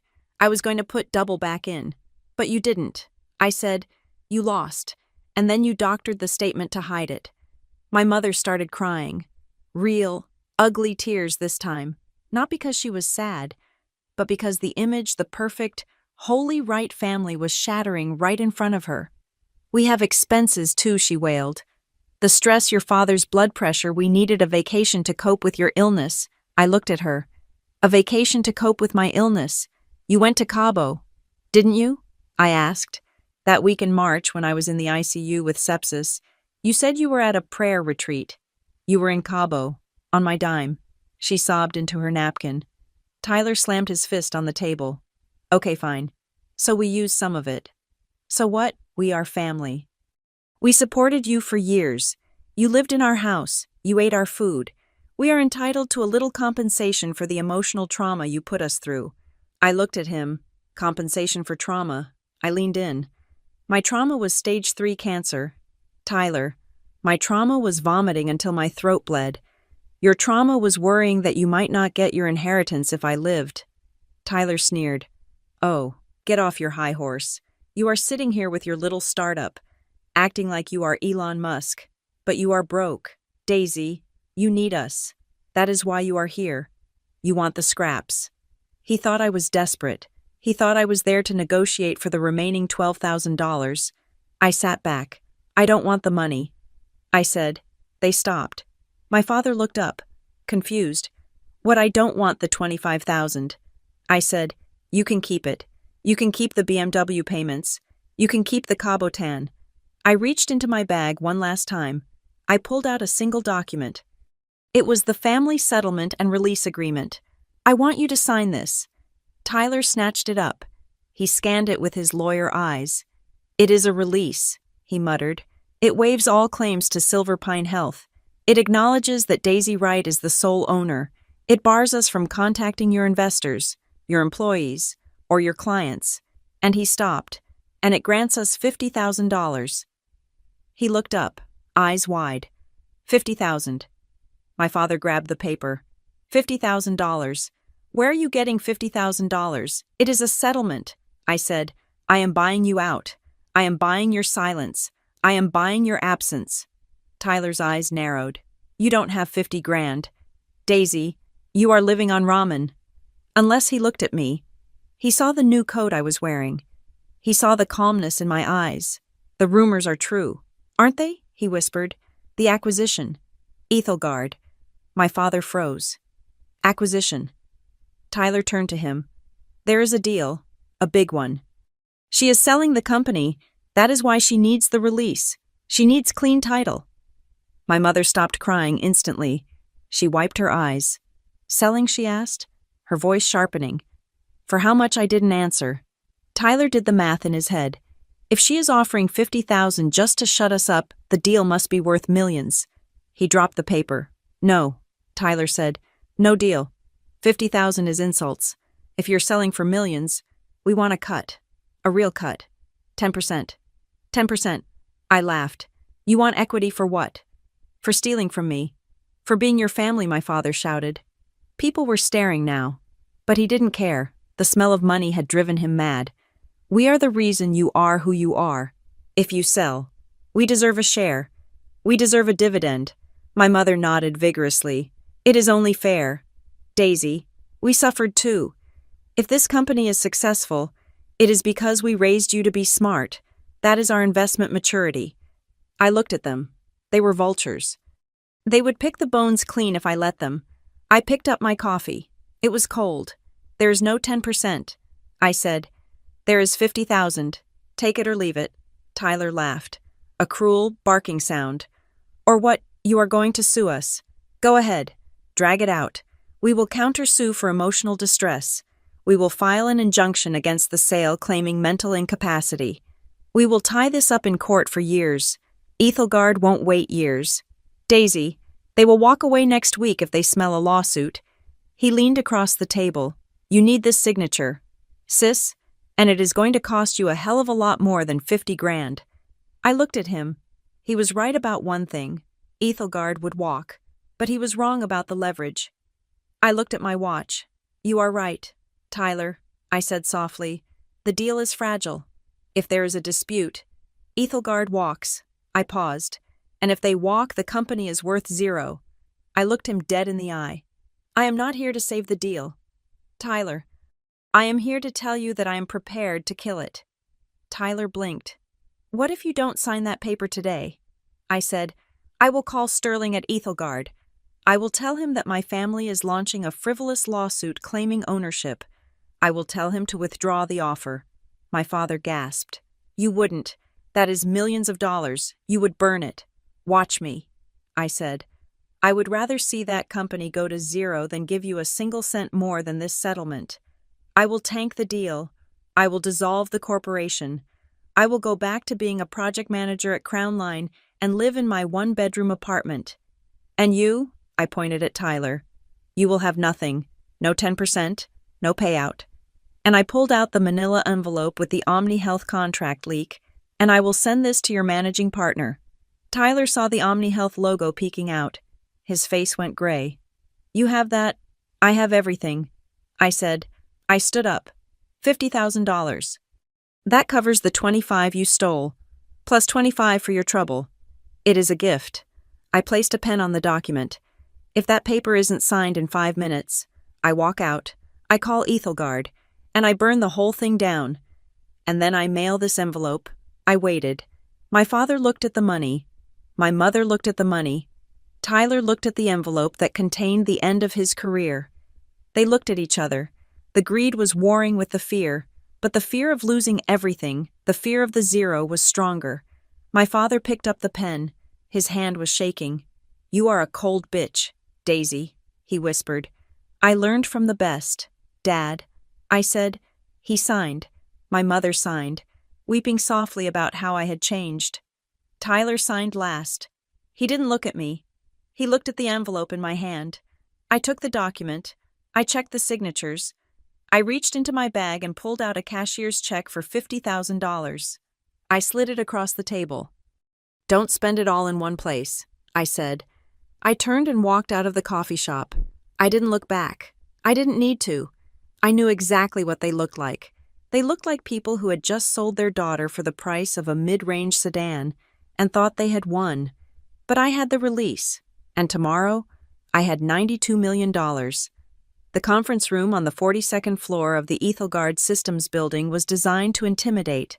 The table was a slab of black marble that looked like a monolith, and the windows offered a panoramic view of the Rockies, jagged and snow-capped against the piercing blue sky. It was the kind of room where companies were bought, sold, and stripped for parts. I sat at the head of the table. To my right sat Jessica Wu, my attorney, whose posture was so rigid she looked like she was carved from the same marble as the table. Across from us sat the Ethelgard acquisition team Sterling, the lead counsel, Mr. Henderson, the chief financial officer, and a severe-looking woman named Karen, who was the head of data security. The air conditioning hummed, a low, expensive sound that did nothing to cool the tension in the room. We are ready to proceed with the final signatures, Sterling said, opening a leather binder. However, we have one final item of due diligence that remains flagged. I knew it was coming. I clasped my hands on the table. Go ahead. Mr. Sterling, we received another communication this morning. Sterling said. He slid a piece of paper across the marble. It was a printed email. It is anonymous, but it claims that there is a pending competency hearing regarding the CEO of Silverpine Health and that the family holds a controlling interest through a constructive trust. He looked at me over the rim of his glasses. Ms. Wright, we cannot close a $92 million deal if there is a risk that a judge will overturn it next week, because your family claims you were mentally unfit to sign. Our shareholders will not tolerate that level of exposure. Jessica Wu opened her mouth to object, to cite the clean title search, but I raised a hand to stop her. I expected this. I said, my voice was calm. It was the calm of a captain who has already steered the ship through the hurricane and is now just docking at the pier. I reached into my briefcase. I did not pull out a defense. I pulled out the offense. First, I laid down the family settlement and release agreement that Tyler, Richard, and Diane had signed yesterday in the coffee shop. This is a settlement agreement signed 24 hours ago.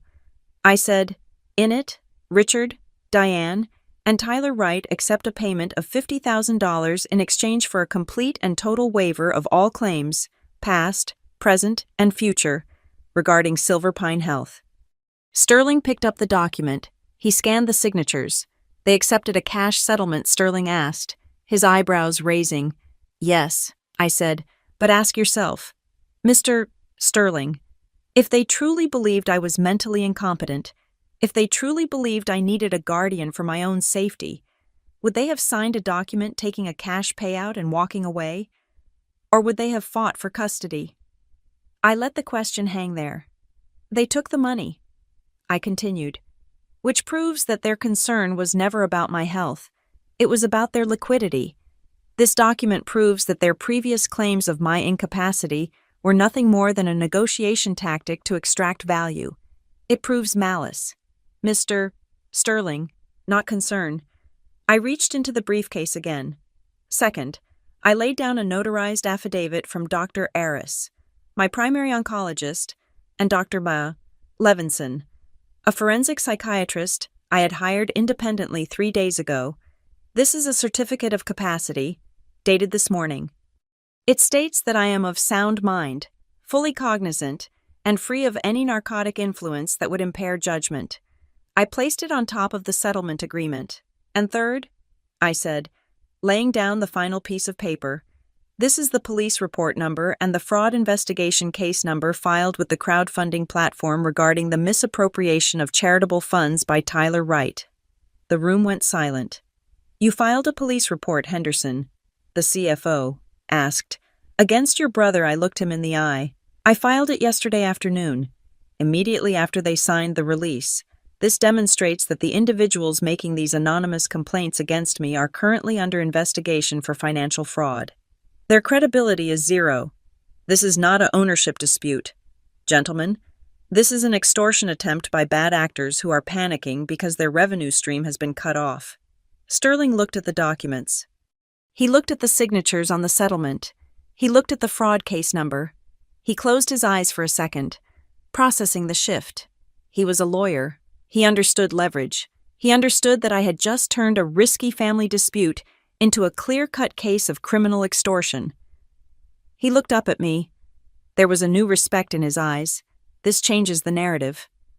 Sterling said, if they signed a release for cash, they have no standing. And if they are under investigation for fraud, any suit they bring will be dismissed immediately. He turned to his team. We are clear to close. The tension in the room broke like a fever. Folders were opened. Pens were uncapped. But I was not done. Wait, I said. Sterling paused.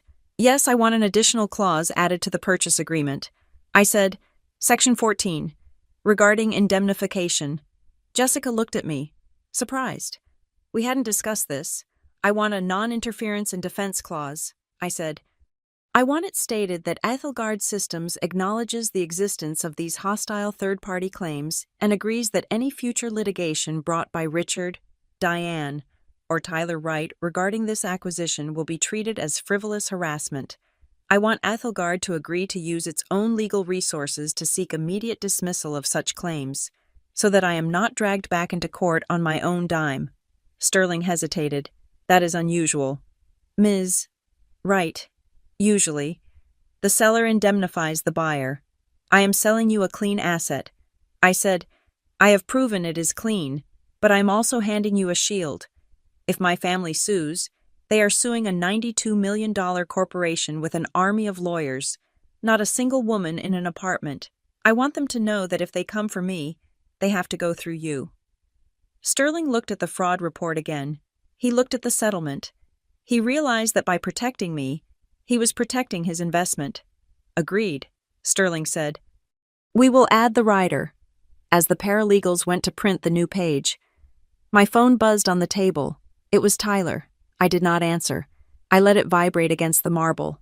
It buzzed again, and again, a frantic, insect-like sound. I glanced at the screen. Text from Tyler. The bank just froze my accounts. What did you do? I smiled. It was a small, cold smile. Twist number 1, I had timed the filing of the fraud report specifically. The crowdfunding platform and the bank had acted faster than I expected.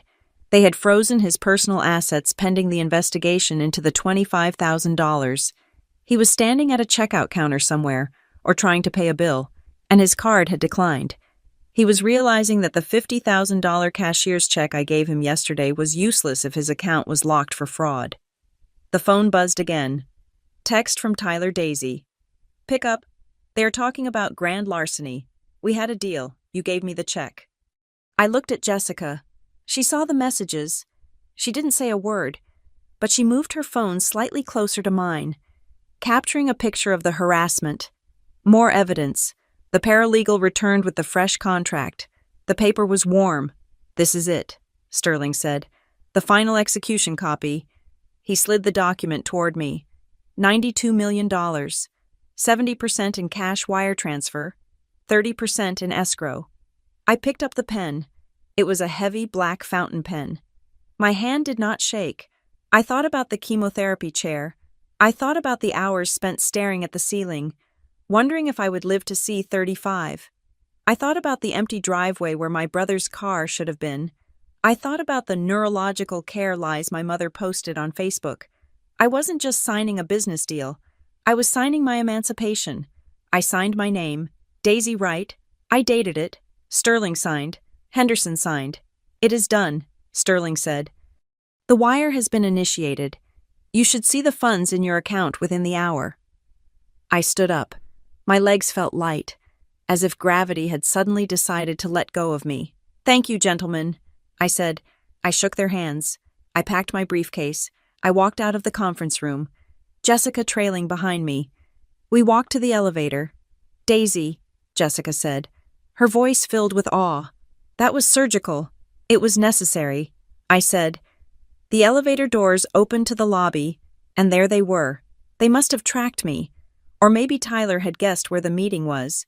Richard, Diane, and Tyler were standing near the security desk, arguing with a guard. They looked disheveled, frantic. Tyler was pale, sweating profusely. My mother looked like her makeup had been applied in a moving car. They saw me, Daisy, Tyler shouted. He tried to push past the guard.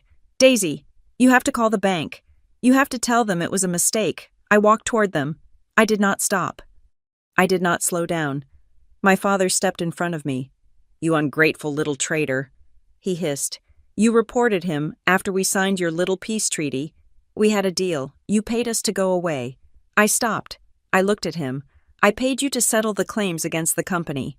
Dad, I said, I never said I would absolve you of the crimes you committed against the donors. Tyler lunged, but the security guard held him back. You set us up, Tyler screamed. You gave us the 50 grand just to get the signature. Knowing the feds would freeze it, I looked at Tyler. I told you, Tyler. I learned from the best. I reached into my bag and pulled out 3 envelopes. I had prepared them with Jessica the night before. I handed one to Richard, one to Diane, one to Tyler. "What is this?" my mother asked, her voice trembling. "These are formal cease and desist letters from Ethelgard Systems," I said. "As of 10 minutes ago, Silverpine Health is their property. The contract I just signed contains a specific clause. If you attempt to contact the company, claim ownership, or disparage the leadership, Ethelgard's legal team will sue you for damages, and since the company is now valued at $92 million, the damages will be substantial." "92 million," my father whispered. The number hit him like a physical blow. He staggered back. "You sold it for 92 million, I nodded. "And you got nothing," I said. My mother let out a wail. "Daisy, how could you? We are your family. That money belongs to all of us. We suffered with you." I stepped closer to her. I invaded her personal space. "You didn't suffer." "Mom," I said, "you posted. You monetized. You used my cancer as a content strategy for your social climbing." I looked at my father. "And you?" "Dad, you told me not to drag the house down. You told me not to make the family a relief project." I pointed to the glass doors of the building. "Well, good news. I am not a project anymore, and I am definitely not dragging you down, because I am cutting the rope." "Daisy, please," Tyler begged. "The fraud charge, it will ruin my career. If you just drop the report, I will disappear, I swear." I looked at him. I saw the fear in his eyes. It was the same fear I had felt when I was waiting for the biopsy results. "You abandoned me during chemo." "Tyler," I said. My voice was low, hard as a diamond. "I sat in that chair alone while you stole money in my name to pay for your gambling." I stepped back. "I am not taking revenge by screaming at you. I am not taking revenge by keying your car." I gestured to the building behind me, to the deal I had just closed, to the life that was waiting for me. "I am taking revenge by ensuring that you never, ever get to touch a single cent of my success. You wanted to be strangers when I was dying. Congratulations. You are strangers now that I am winning." I turned to the security guard. "These people are harassing me. Please ensure they are removed from the premises." "Yes, Ms. Right," the guard said. I walked through the revolving doors. I stepped out into the Denver sunshine. It was bright. It was warm. I pulled out my phone. I saw the notification from my bank. Wire transfer received $64, $400, $1,000. The cash portion. I stared at the number. It was real. I didn't call a travel agent. I didn't call a car dealership. I called Mrs. Gallagher. "Hey," I said, "put the kettle on. I am coming over. And I'm bringing the good biscuits." I hung up. I walked down the street, merging into the crowd. I was just a woman in a coat, walking toward the rest of her life. My family was behind me, screaming at a security guard, drowning in the mess they had made. They had spent their lives thinking I needed them to survive. They thought their approval was the oxygen I breathed. But as I took a deep breath of the crisp mountain air, I realized the truth. I didn't need them to live. I just needed them to stay away. And for $92 million, I had bought the best security system in the world. Thank you so much for listening to Daisy's story. It is a journey that proves sometimes the best revenge isn't about hurting others, but about protecting your own peace and success. I would love to hear from you. Please comment below and tell me which country or city you are listening from. It is always amazing to see how far these stories travel. If you enjoyed this, please subscribe to the channel Maya Revenge Stories. Hit that like button and smash the hype button to help this story reach even more people who might need a reminder of their own strength. Stay strong, and see you in the next story.